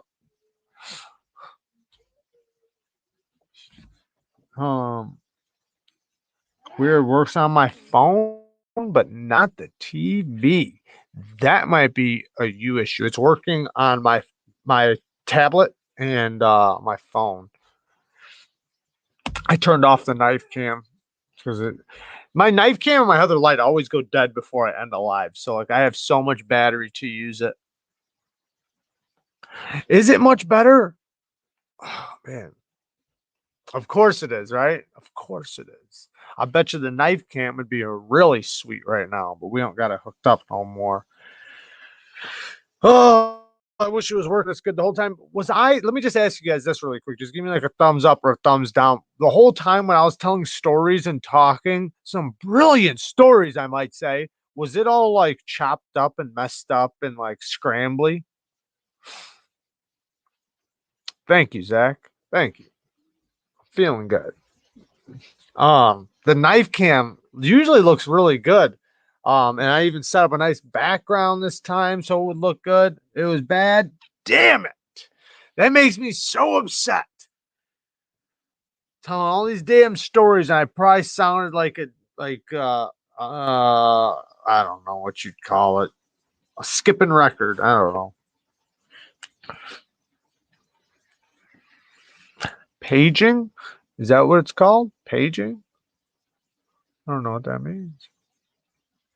I'll tell you what, though, this lighting's got me looking pretty good, though. Makes my skin look nice and smooth. I can't wait to get some sun, man. I can't wait for the sun to come out and heat this damn state up because I'm ready to get some sun. I feel like I'm pale as all hell. Not 88. Okay. 98% of it was fine. Good, good, good. That makes me feel so much better.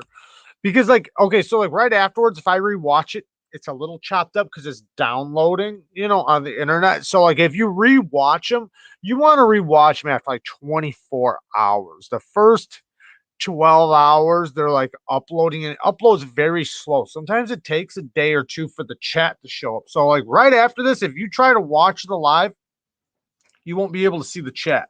The chat takes 24 to 48 hours to show up. If you rewatch a live and you want to read the chat, like what people are saying. No, I'm good on the heat. Nice, Sergeant said.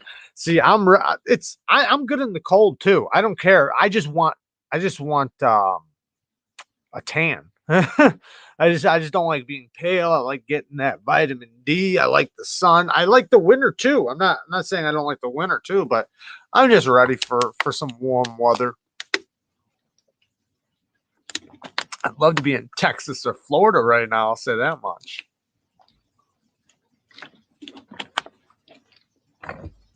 Bought a Slim Mini directly from Medford. John, that's amazing.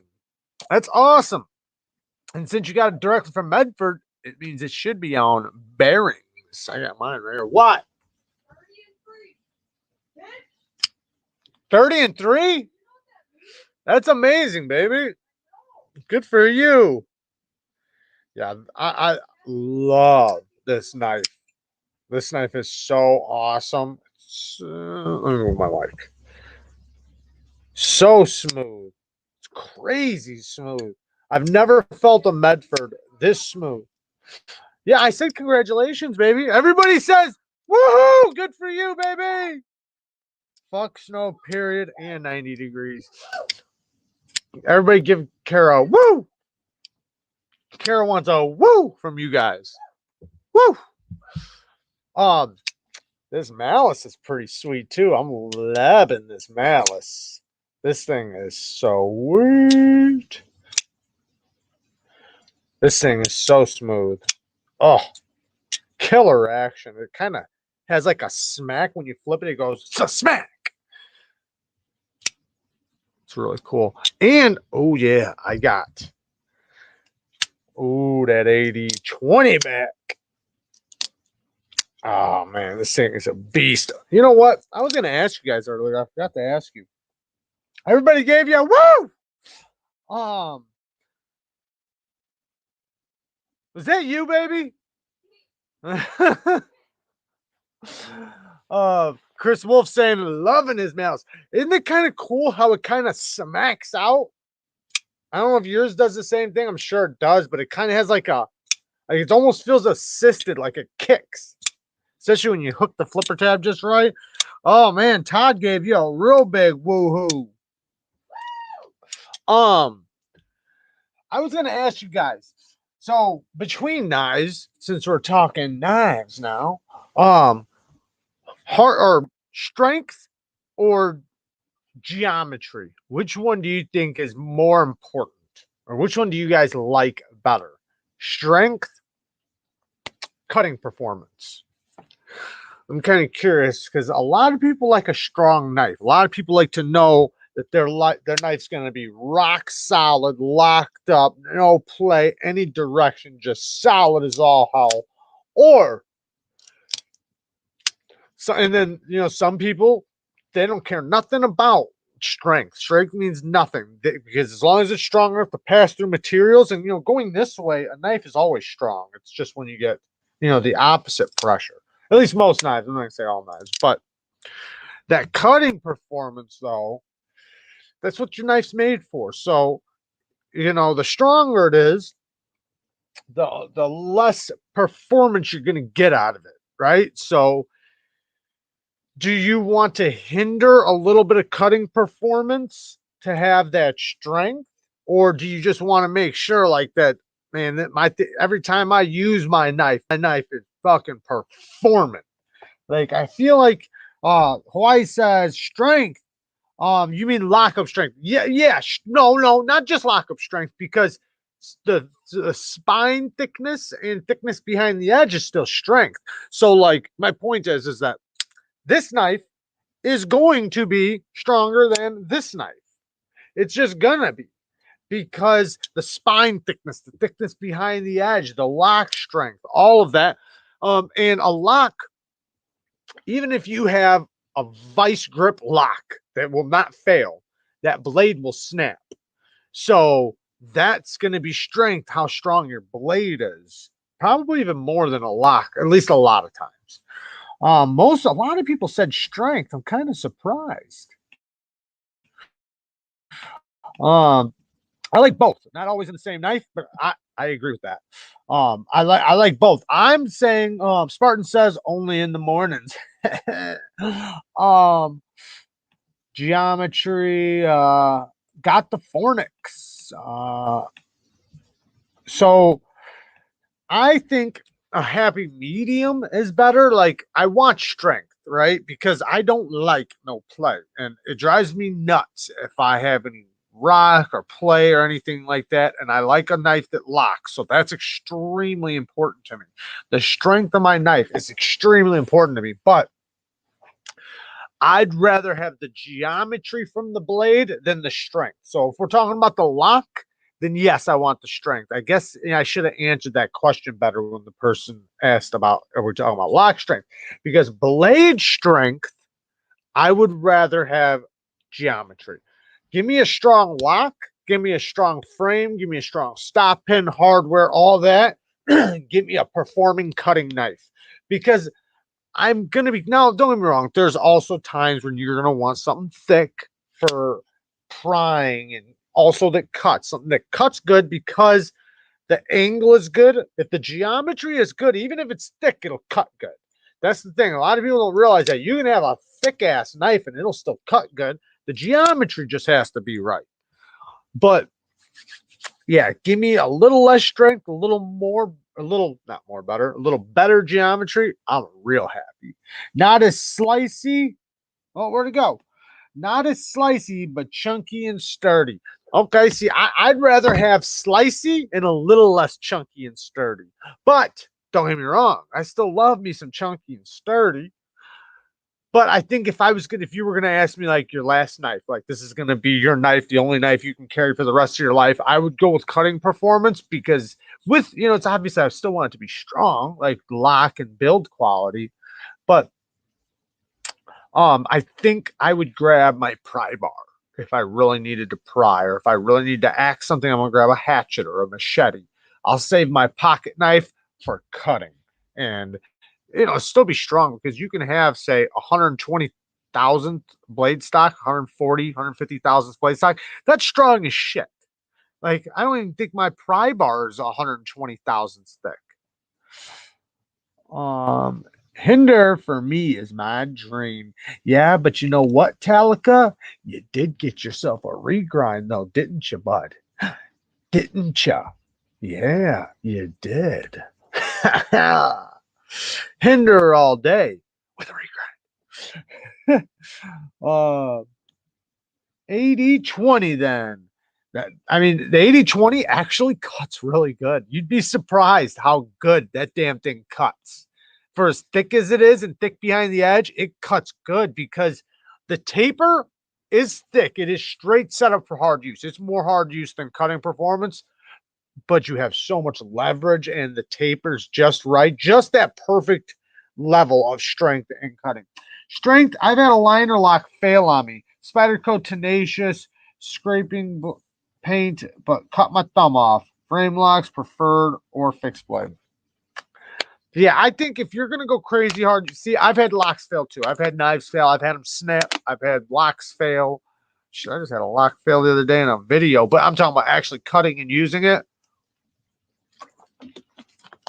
I've probably broken more blades than lock fail, but I have had locks fail. I had a lock go all the way over one time, a liner, where it went all the way over and got on the other side of the blade, and the blade closed over the top of the other side because it was a thin liner.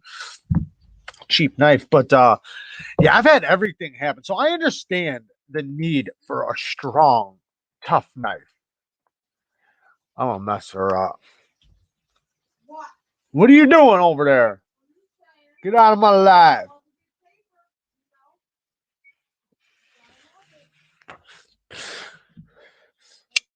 But yeah, even like the malice's geometry and strength is amazing. This is perfect in my opinion. It's thin right behind the edge, good geometry, nice strong thick blade stock. It is a bit of a hard use knife, but not to hinder level or anything like that. Arguably, I don't know if it'd be stronger than like a Sabenza. It might be right there with a Sabenza because the Sabenza is probably its frame and lock is stronger, but the blade will be stronger on this. I think. I don't know. What was that? I thought she said she was playing. Yeah. Why'd they give you all these woo-hoos if you're not playing your game? They're wanting their woo-hoos back. They want their woo-hoos back. She got 30 and 3. That is pretty damn good. I never got no 30 and 3. They all just got her killed. She's pissed. Talika got her killed. Wallaby says, hey, Kara. Sorry, I kicked the camera, guys. Hey.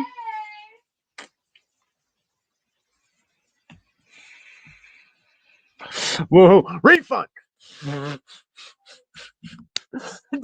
Zach says he wants his woohoo refund. Advanced Knife Bro torture tested Chris Reeves and it passed when he banged the spine on wood. Did you guys see Stasa 23 spine whacked that Savivi? Didn't do so good. It failed. That Tonto, I forget the name of it. But it did do good. Don't get me wrong. I expect it to fail though. So I spine whacked this one a little bit, just to test it out, just a couple, and it was fine. I never smacked it harder than I think it would take for me to pull it out of material. So if I'm going through something and I get it caught, prying it out of the material to get it out, I never spine whacked it harder than I think I would do that. Man, that thing is damn sharp. Whew, that thing is sharp, Jack. But if I spine whacked it enough, I'm gonna fail this knife. Like it's just a fact, right? I mean, it's not made for spine whacking or hammering through stuff. Now try that with Chris Reeves or even a Rat 1. A Rat 1 will survive. They're made for a little bit harder use. Some knives are made for that type of beating and some are not. I have spine whacked the shit out of a Tucson before, smacked the shit out of it, and I didn't fail it. Now, I'm not saying somebody else couldn't fail one, but I haven't been able to fail one smacking it. But now, you want to see something fail? You want to see a failure? I'll show you a failure right now. Oh, man, maybe I should save it for the review we're going to do. You know what? How many people are in here? We got 38. Okay, there's only 38 people in here. We'll do it one time. Oh, that's a fail, Jack. Let's make sure it's locked up rock solid. We'll even move the lock bar over towards the lock or towards the good way, so it should be stronger. Oh, never mind. I thought it was going to work. Nope. Failed. I can't wait to review that knife. That company's going to be so mad at me. And I'm not saying I'm happy the company's going to be mad, but they're going to be. They're not going to like my review. I thought about taking my clip that I put on Instagram and writing on the screen, check out Neeves Knives review. So that if they try to use the clip and say, oh, Neeves Knives approved or something like that, if they try doing that, people will go and watch the review. And, then they can't ever say, hey, this thing sucks. And I'd be like, You should have watched my review. Then you would know that, what I say about it. I couldn't spine whack a Rockstead. Yeah, but you know what though? I bet it would be just fine because when you look at the lockup on a Rockstead, it is so strong. Like, I mean, it is like it's crazy how strong it feels. And like with a lot of knives, you'll put a lot of pressure on it and you'll see the lock just, like kind of wiggle, not like shifting, but you can see it like kind of hesitation. Now, no Rockstead. I mean, this thing is Rockstead solid. And yeah, I don't, I think this thing could take it if I spine whack the shit out of it. I really do. I wouldn't do it, but I'd put money on it though. If you want to do it to yours. Spine whack Douglas, yeah.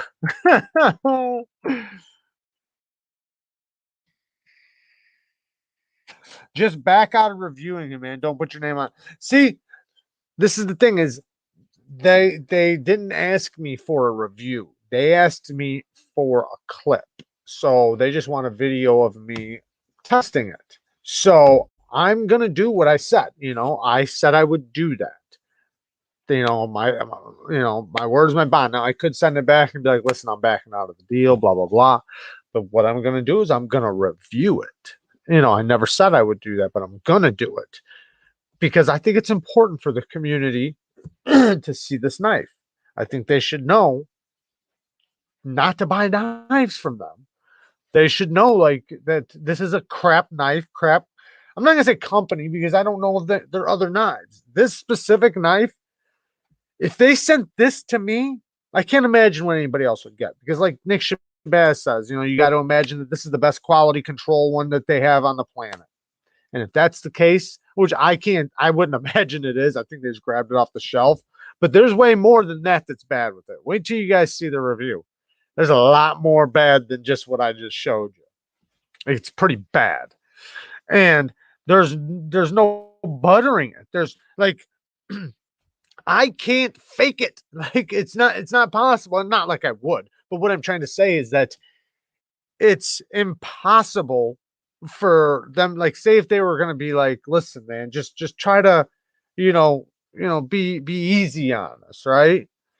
It's not that easy. This thing's not like, it's not like I could be like, okay, there's a hot spot here, but it's okay because it does this. No, there's it's not like that.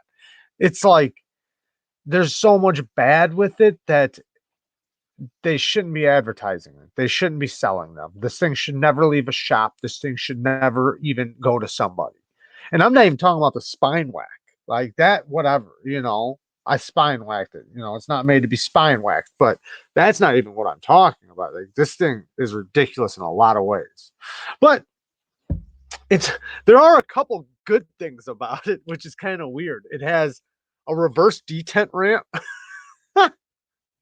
Which is crazy. It has a nice big stop pin. There are some things about it that's kind of cool, but it is shit. And they're gonna have to handle the truth. That's the thing, is that they're the ones who sent it out. So they're just gonna, like don't make crap. And let me be clear, like they're probably not the ones that make it. Let's say if they do make it, right?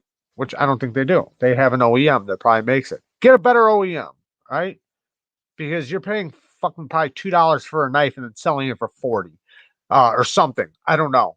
I bet you the steel's not real on it. Like it's so shit quality. Get better quality, and then you won't have to worry about getting a bad review. Like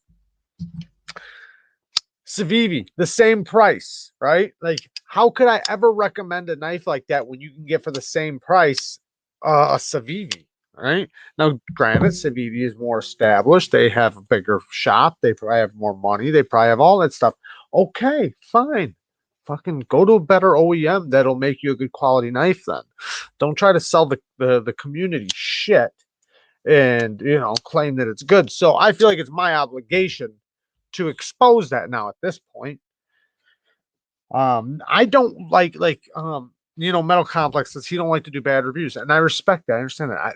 That's cool, but I almost feel, in my opinion, from my perspective, I feel an obligation to that because I feel like I'm my allegiance is to the knife community. So first, first and foremost. So when I run across shit, it's my duty to show that. Why would I only review great knives? If I did that, then when how could you trust me? Right? Like because then it's like that's why I like getting shit knives. I don't care if I get some shit knives. No, I'm not ordering them and buying them, but maybe I would once or twice, but I don't mind doing it because then it can show people, hey man, this is the way it is. So save your money and go buy one of the good review knives.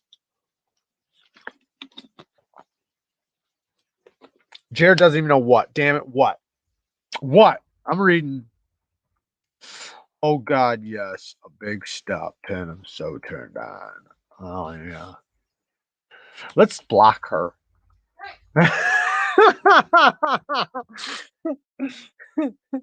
Better action or stop pin? Ooh, action. Well, it depends on how small of a stop pin we're talking about, but I'd say action. I like good action. I like me some good action, right, baby? And MC doesn't use knives.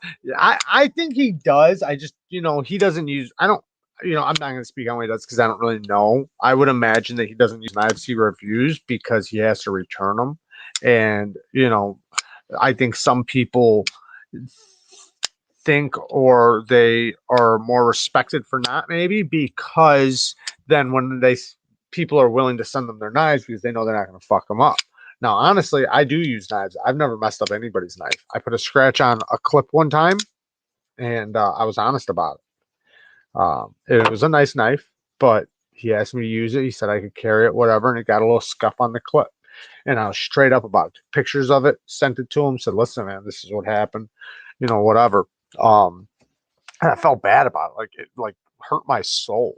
I try to take care of people's knives. Even when I use them, but I don't use them on things that are gonna scratch them. I try not to carry them too much. I don't if it's a clip that'll scratch, I try not to walk through the in between cars and scratch cars with them and stuff like that.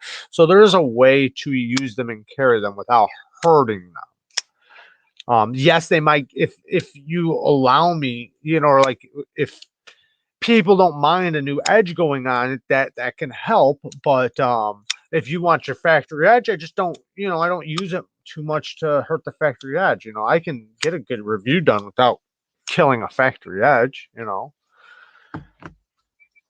It scratches happen, and that's but there's a level of which, right? Like somebody sends me a rock stud, right? I'm not going to scratch that knife. Somebody sends me even a malice, a wee malice. I'm not scratching their knife. I'll use it if they allow me to, because there's also people that do knives and they say, "Do you mind just reviewing it, not using it?" I have no problem doing that. If you don't want me to use your knife, I have zero issues with not caring. I've had that plenty of times. People do not want me to use it. They want me to carry it. They want nothing. They just want me to flick it and check it out. No problem. No problem. But if I have the authority or like the ability to use it, then I'm going to do that because that's the most important part, in my opinion. That's when I can really find out if there's issues. That's when I can really see, like, okay, does it do what it's advertised to do? Can it perform? Um, so, and like even just like the clip, like putting it on your pocket, like the clip might look good, but if I can't carry it, and I mean, I guess you could slip it in and out of your pocket and really tell. But there's been times where like I've done that and thought the knife was fine. I literally thought the knife was fine. Like the clip was like, man, this is a good clip, right? But then when I actually started carrying it and using it, I found out on the way out of the pocket, it catches. Like it would literally catches in a spot, and then I'm like, I wouldn't know that if I just went like this, yoink, yoink, yoink, in and out of my pocket and said, oh, the clip's good, great clip. Well, yeah, but you never used it in a real situation, one-handed, not holding your pocket, or however, you're just in a real situation, and then you would have found out that this thing hangs up every time coming out of your pocket and grabs your pocket. So, there is a thing to really using. Like, there's been so many times where something was exposed. Actually, every time it seems like something's exposed, it's through use, carry, and not just from going. And some things are like passed up because of that too. Like there's been times like I grab it and I'm like, man, this thing feels like shit in my hand. But then when I'm cutting with it, I find out like, man, I don't use it like that. I end up using it like this and it doesn't hurt at all. So it just depends. Thanks for nothing, Canada. Oh, shit.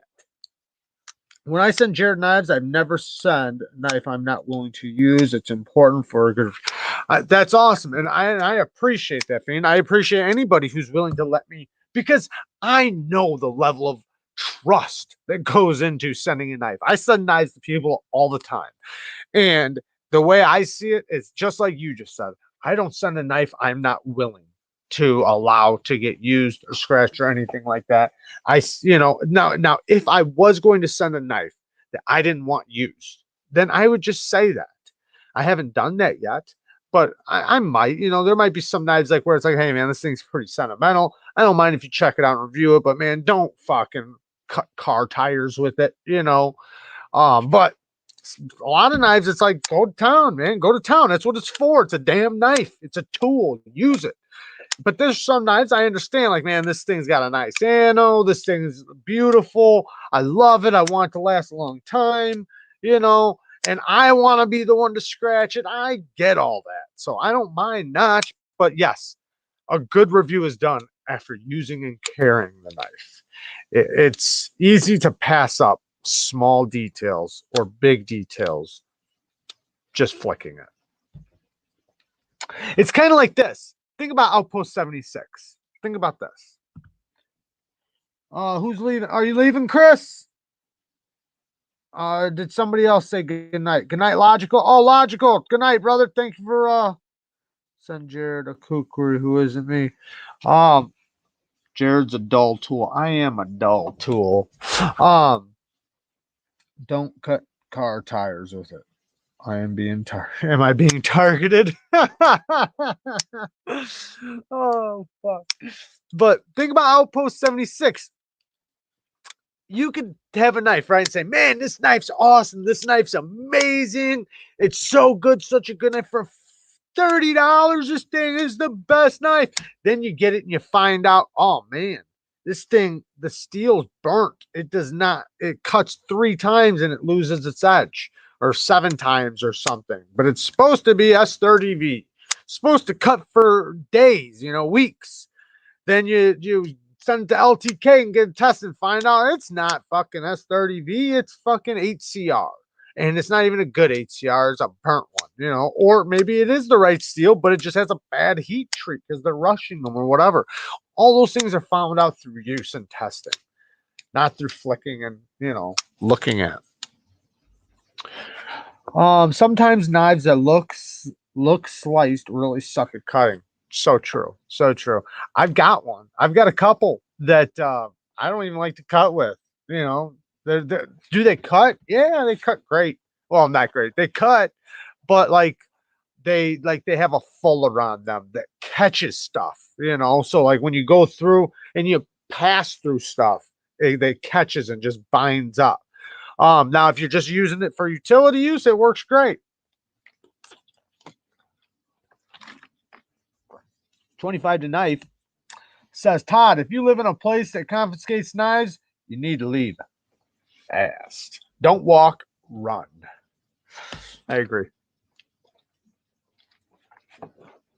Yeah, man, I'm almost ready to get the hell out of Illinois, man. I don't like it. Growing up here, but man, I'd rather be in a better state, to be honest.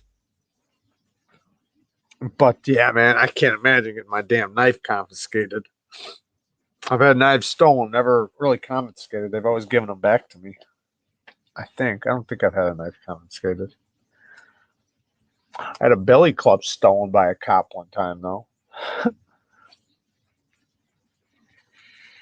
Walked into court with a bullet one time by accident. Well, it wasn't. It was a real bullet, but it was a keychain. It was turned into a keychain, so it didn't have the, the gunpowder in it. I forgot it was on my keys. I think you should. What the hell is she saying? His logo colors to gray. Seems like you like it enough. No, baby. Gray works good with with like seeing stuff and the brightness and all. What? I did that on purpose. I'm matching. I don't look like a floating head. Thank you very much. No, I didn't actually mean to do this. I was just, this is what I was wearing. So shit, kill me. Jared White says, if it'll show it, in Southern Illinois, and it's shitty. Getting worse. Southern Illinois is better than Northern Illinois. I know that for damn show. But depending on what you're talking about. But the reasons that I'm talking about is definitely better. Statistics will show you that. But no, I don't know. I think there's just better places that allow more freedoms, I guess. Is it gray or is it gray? Now you guys got me fucking confused. I think it's Grey, right? Yeah. I don't know. Q1 Fiend. We need an answer. It's gray, Talica says with an A. Damn it. Fucking idiot. Texas. Man, that's what I'm talking about. Texas or Florida sounds beautiful to me.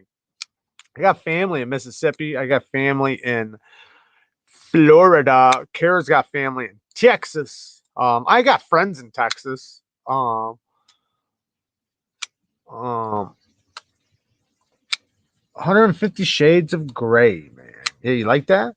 You like that? What's funny is my knife can was almost gray. It's brown because it's a brown shirt that I put there. But I originally had a gray one, but it was like one of those ones where it's like not completely gray. It kind of has like a mixture of white and black, and it was messing with the camera just a little bit. So I switched it. Texas gas like zero. Wait, Texas gas like zero knife laws. It's awesome. Yeah, they don't have any type of laws, I don't think, not that I know of, that hinder or do anything against the Constitution or the Second Amendment, which I think is amazing. That's arguably, because there are a couple things that have been put into place that I would argue still is against your Second Amendment. Anything is, but for the most part, it's good. Florida is too. I like that Florida has your standard ground law. Or right, stand your ground right. I love that. I've known too many people that have been locked up for defending themselves. Yeah, a lot of times if you're defending yourself, you'll usually be just fine. But there are times, man, where they stay considerate that you could have turned and ran. You could have walked away. You could have put your ego away. Florida, you don't have to do that. Florida you have the right to stand your ground and not back down and fight, shoot, whatever, which I think is very honorable, right? Like if I'm out with my wife and something's going on, I'm not turning tail and running like a bitch. Like something's gonna happen, regardless of jail or not. Now, she might get mad at that, but that's just the way I grew up. So it's Florida's legit. Come on down, y'all. I want to, man. I got uncles there. I got family there. I want to bad. It's been a few years since I've been there too. Last time I was in Florida, I got locked up in North Carolina on the way back. I was down there for like a month, living there, loving it. Oh man, it was such a great time. I stayed till I was broke, man. I brought a bunch of money with me, and I just stayed until I was down to basically change.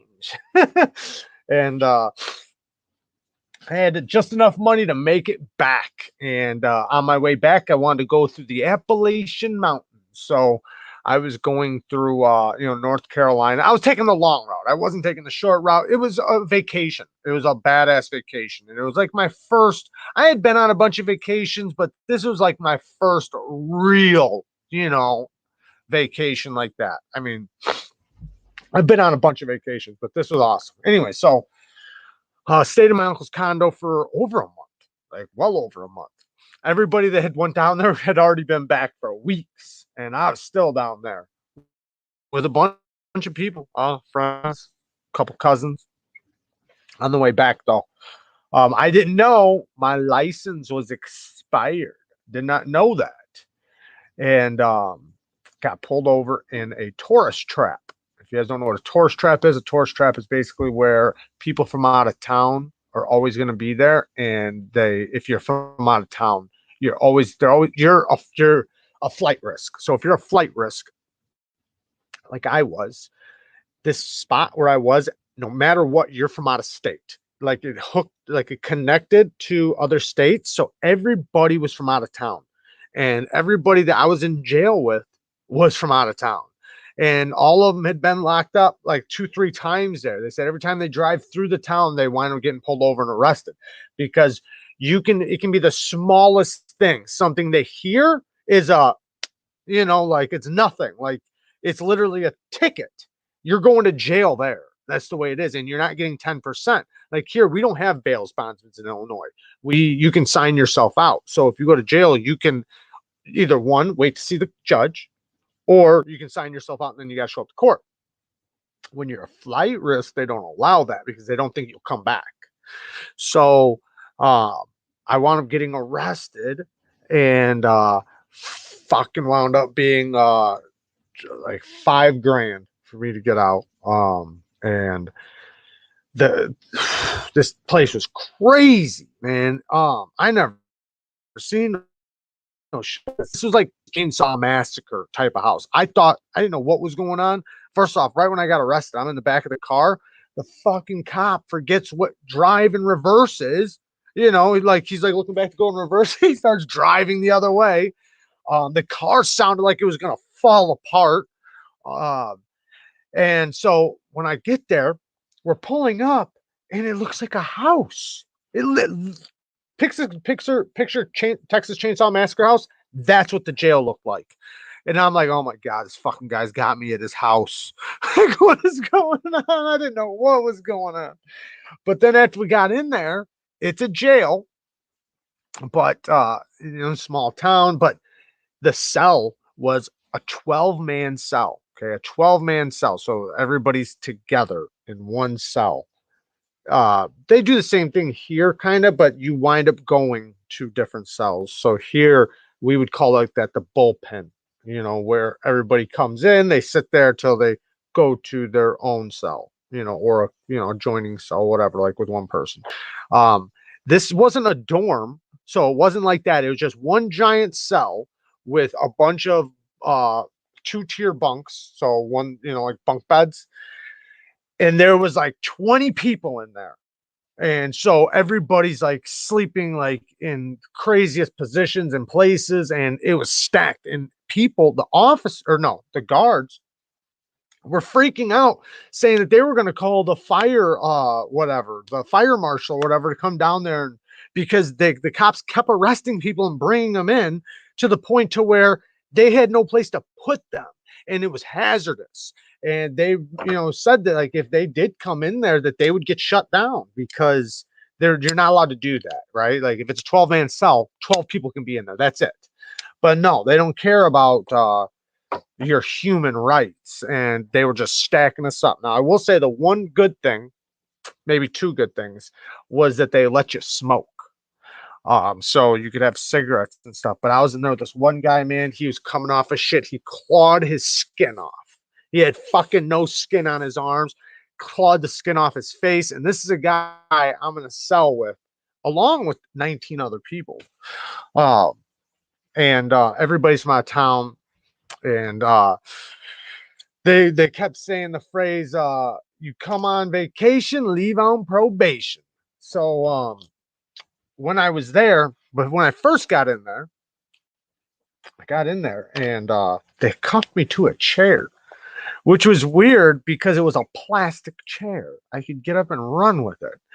And a cop comes walking by, or a guard, a CO, comes walking by. He looks at me all weird. He's like looking at me. I'm like, what's up?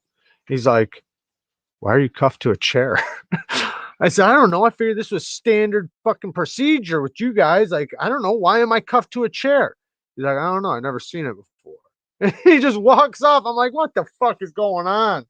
Like, I started getting up and walking around with this damn chair. Then they started threatening to strap me to there's this one chair that they can strap you to. They tie you down, tie your legs down. They put a net over your head. You don't want to go in that thing. And they can just beat your ass and there's nothing you can do about it. Um, but yeah, it sucked, man. Just driving back, petty ass shit. And then they screwed me over. I got a bails bondsman, Doobie. That was his name. Doobie. Bales Bondsman Doobie, and he had it written all over the side of his van and everything.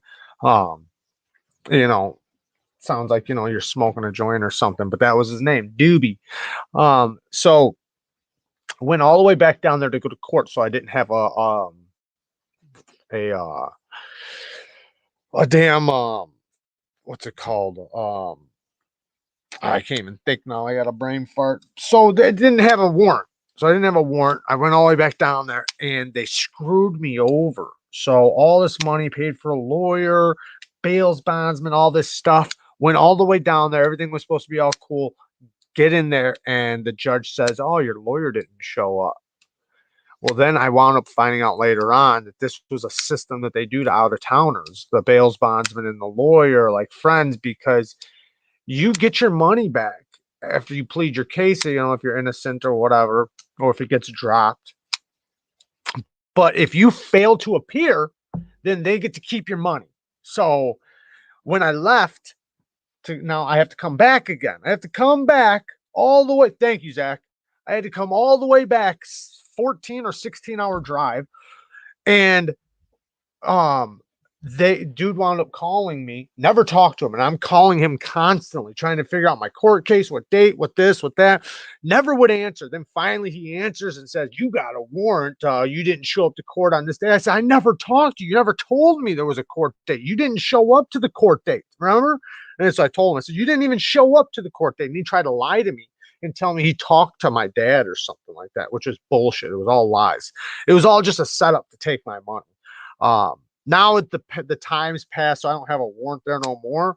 But because so many years, it'll wind up going away. It was a misdemeanor. It was just bullshit. But I was like, man, I'll just stay out of fucking North Carolina. Like, I got screwed over. The system fucked me over on that one.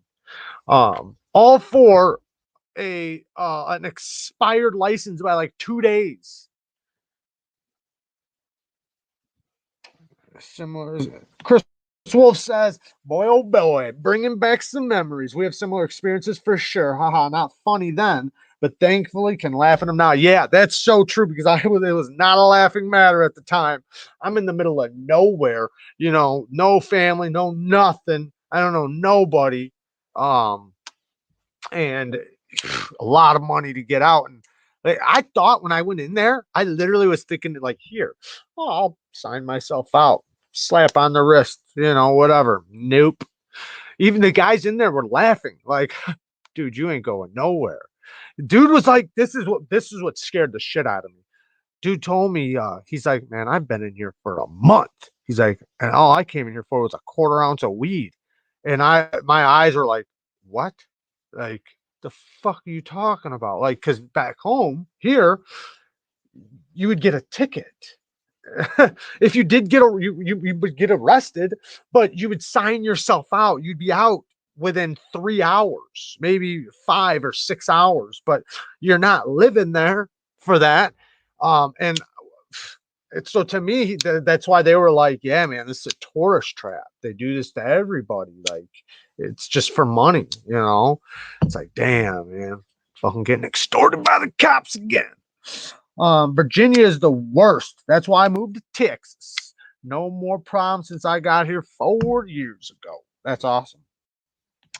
25 to Knife says, unfortunately, it is a really dirty system, largely unchecked, and righting wrongs takes years if you're lucky. Yeah, and because the people that it happens to normally don't have the money to fight the system, and they know that. They don't do it. Like, it doesn't happen to the million or billionaire. It doesn't happen to them because they wind up getting their cases dropped because they have that money.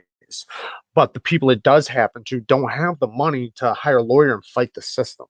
Sometimes they do. Like I've had friends that have won lawsuits from police departments for them abusing them and stuff like that. But they usually pay you off and then make you sign a thing stating you won't bring it up again. Zach says, no NASCAR for you. Yeah, it's like entrapment. It is. It is. That's what it is. It's entrapment and extortion. That's what it is. They're extorting money. Even like the little petty shit, I think is extortion because it's always to just get money. I was talking about this the other day. You go to court for a headlight, right? By the time you get to court, there's so many court fees and fines. They're charging you for staples. They're charging you for like I had one. It said oh man, what's it called? Like if people got hurt, like the victims, there were no victims. It was a speeding ticket. But by the time it was done with all the court fees and fucking victims and staples and paperwork and filing and this and that, is like, what is going on? Why would it, it's a speeding ticket. But that's how they get you, they just keep tacking and tacking and tacking. And that's why I don't like that, those like I don't mind. I know there's got to be laws and stuff. I'm not talking about that, but the what's it called? Like the little things, like the codes. Like I understand certain codes, right? Like say building inspectors. I understand building inspectors. I understand all that. I understand so many things, but they don't need to make a fine for everything. Like so that that you could literally be fined for anything. That's why, and I'm not talking shit right now. I hope nobody knows this. He might be in here. There's a guy, Choir Boy. He's got a channel, awesome channel. You guys should definitely go check it out on Instagram. I think he's got one on YouTube too. I always watch him on Instagram, but he's got a YouTube channel, I think, too. Anyways, Choir Boy, awesome channel. He has this phrase that he says, we back the blue, which I respect. I back the blue too. But then he says, and how do we do that? Well, we don't break the law, right? That's the only problem I have with, because you do break the law. You're lying to yourself. You say you don't break the law. Like everybody has speeds. Everybody stops short of a stop sign or burns a light. Like I know that's a traffic law and it's not a crime. It's a traffic violation. That's different, but that's still breaking the law. All right, that's still breaking the law. Now that little thing can turn into 100 fucking things before you know it. Another thing, you're not breaking the law until you are breaking the law, right? Like you're not breaking the law until I make a law that violates what you believe in, right? Like today you're not, but tomorrow, like say if, there's so many things. Like you might have a loud truck, right? And then there's a law for, oh man, loud trucks. It's a violent noise ordinance, right? Maybe there's not enough tread on your tires. It's dangerous, right? I come up with a million things, right? Like so many things. You left your kid in the car while you ran in the gas station. I've known that somebody that happened to, so that's why I'm bringing that up. And then now you're a danger to your kids, right? Like there's so many things. So and I understand what he's trying to say. And I'm not giving him crap. I love the guy. I think he's got an awesome channel, but to me, it's a thin line between breaking the law and not breaking the law. And it's very easy for a law to be made that you are against, just like now, right? How many people in here own firearms? Tomorrow they make a law says you have to turn your firearms in. How many are you breaking the law tonight? Huh? Yeah, think about it. So, you don't break the law until that law impedes on your fucking rights. And everybody's rights are different. Everybody thinks different. Everybody's raised different. Everybody does different stuff. So it's only that way until you do. I mean, right now, tonight, like, what if a law fucking was passed saying that you can't have knives over pocket knives? You can have a kitchen knife. We'll give you kitchen knives, the most dangerous ones, but you can't have a pocket knife over a 3.5-inch blade. it's a hard one to suck up, but you know, you'd all be breaking the damn law. Like, you have no duty to obey unconstitutional laws. Most of them are unconstitutional, though. That's the thing. If you really read the actual Constitution, almost all laws are unconstitutional. Every damn gun law is unconstitutional, in my opinion. And everybody who believes in the Constitution, I mean, at least to my knowledge, because it doesn't say unless, it doesn't say or because of this, or that you can have this but not with this. It doesn't say that. You know, the Constitution is cut and dry about what your rights are. You have God-given rights, you know, like the freedom to carry a gun and protect your family and stuff, but not if it's over this many rounds, or not if, you know, like, come on. The whole point of that was to protect yourself against the military, which we should be able to get military grade weapons on. I'm not saying, don't listen to me. Hey, I agree, Talica. Power trips have gone too far. But do you know what, though? I said this the other day. Do you know, government is always trying to get more power, and they always try to use things to get more power, whatever it is, right? You guys can imagine right now the things. But they're always trying to use those things to get more power. But once they get them, they don't want to give them back. They just keep taking and taking and taking, and looking for more reasons to get more. And it's kind of like right now, like if I said, think about in history, all the leaders in history, all the countries, right? Think about them all.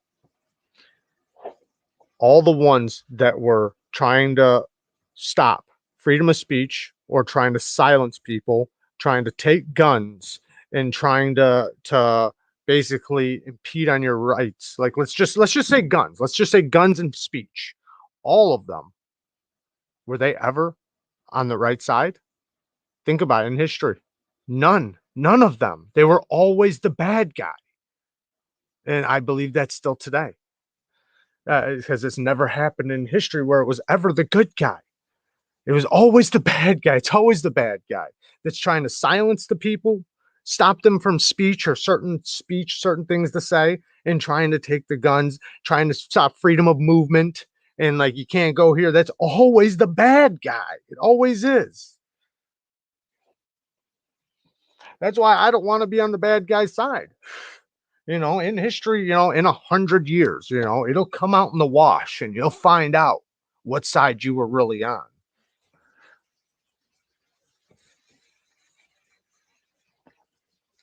Stabbing is legal.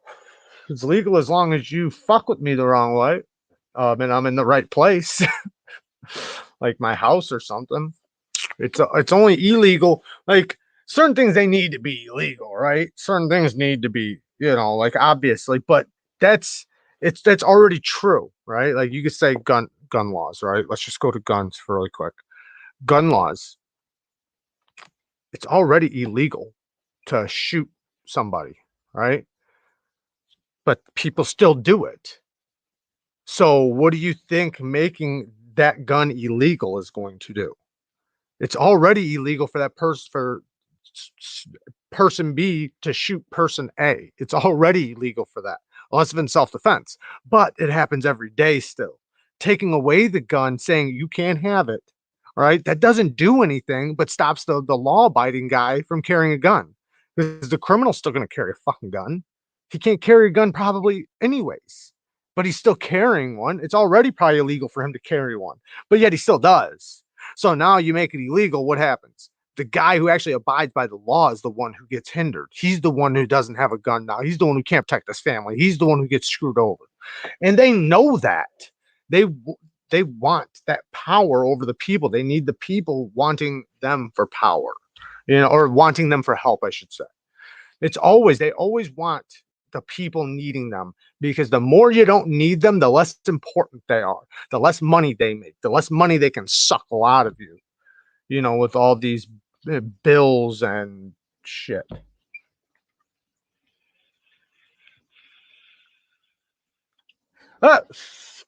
That's funny, Rusty. That's hilarious.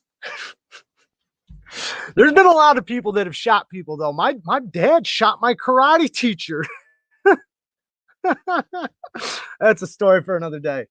But I mean, there's a lot of people that get away with shooting people.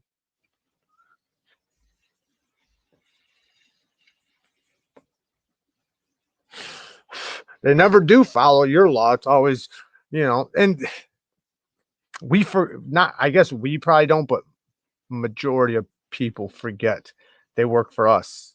All right, they forget that because the people do. The people have to wake up and remember they work for us. They only have a job. Like when they were trying to shut down businesses and jobs, to me, everybody should have been under the same notion. Okay, you can't get paid either. If I can't work and I can't get paid, neither can you. Why do you get to get paid when I am not getting paid? You're a politician that gets paid because I get paid, right? Through government, through taxes. This, can you imagine how fucking fast everybody would have been back to work? Think about that. The second those politicians wouldn't have been able to work or wouldn't have been able to make money, open it up. Open it up. They would have been freaking out to open it up as soon as it affects them. But yet they're running around getting fucking stacks of checks. They're actually making even more money. In the bill that they wrote for people to get stimulus checks, they put in there for them to make more money and work less time. And it was signed. So that means they're making more money now for less work. What the fuck are we talking about? Like, to me, it's like we should all be under equal compliance on this right now. That we want as much separation from them as possible and give them the least amount of power, and we run them. If they don't make us happy or do what we want, like we hired them to do, then get them the fuck out of there. They shouldn't be there. You're not doing what I hired you to do. You're fired. And that's the way it should be.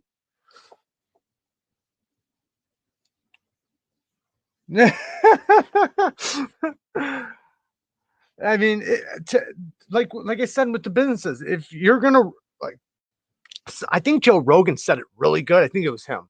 He said that they should be based on their economy in their counties. So if your county is flourishing and doing good, then you can get paid good, Mr. Politician or Mr. Mayor, Mr. Governor, whatever. If your economy is doing crap, well, then you're going to get paid crap because you should be encouraged to have your economy thrive. You should be encouraged to have people working in your environment, in having business ran. Because if you did that, can you imagine all the counties and cities that wouldn't be shitholes, that would be making more money and having more business and doing this and doing that?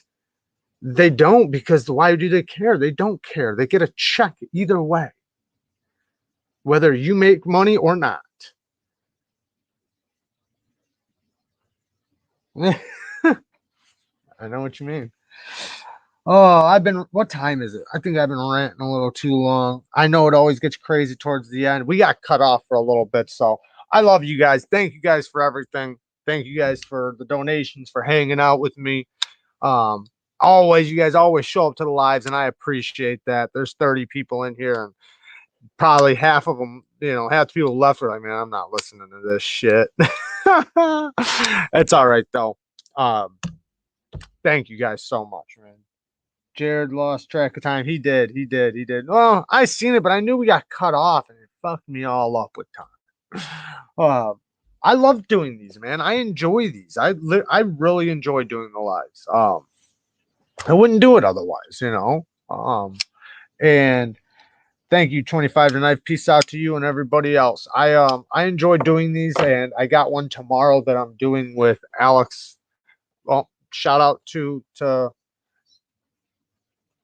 Alex. Definitely go check out his channel. I'm not sure what channel we're doing it on though. I'm not sure what channel. I think we're doing it on his, but I'm not positive. He invited me to it, but I'm not sure. Anyways, I love you guys. Thank you guys for hanging out. Peace. And broadcast.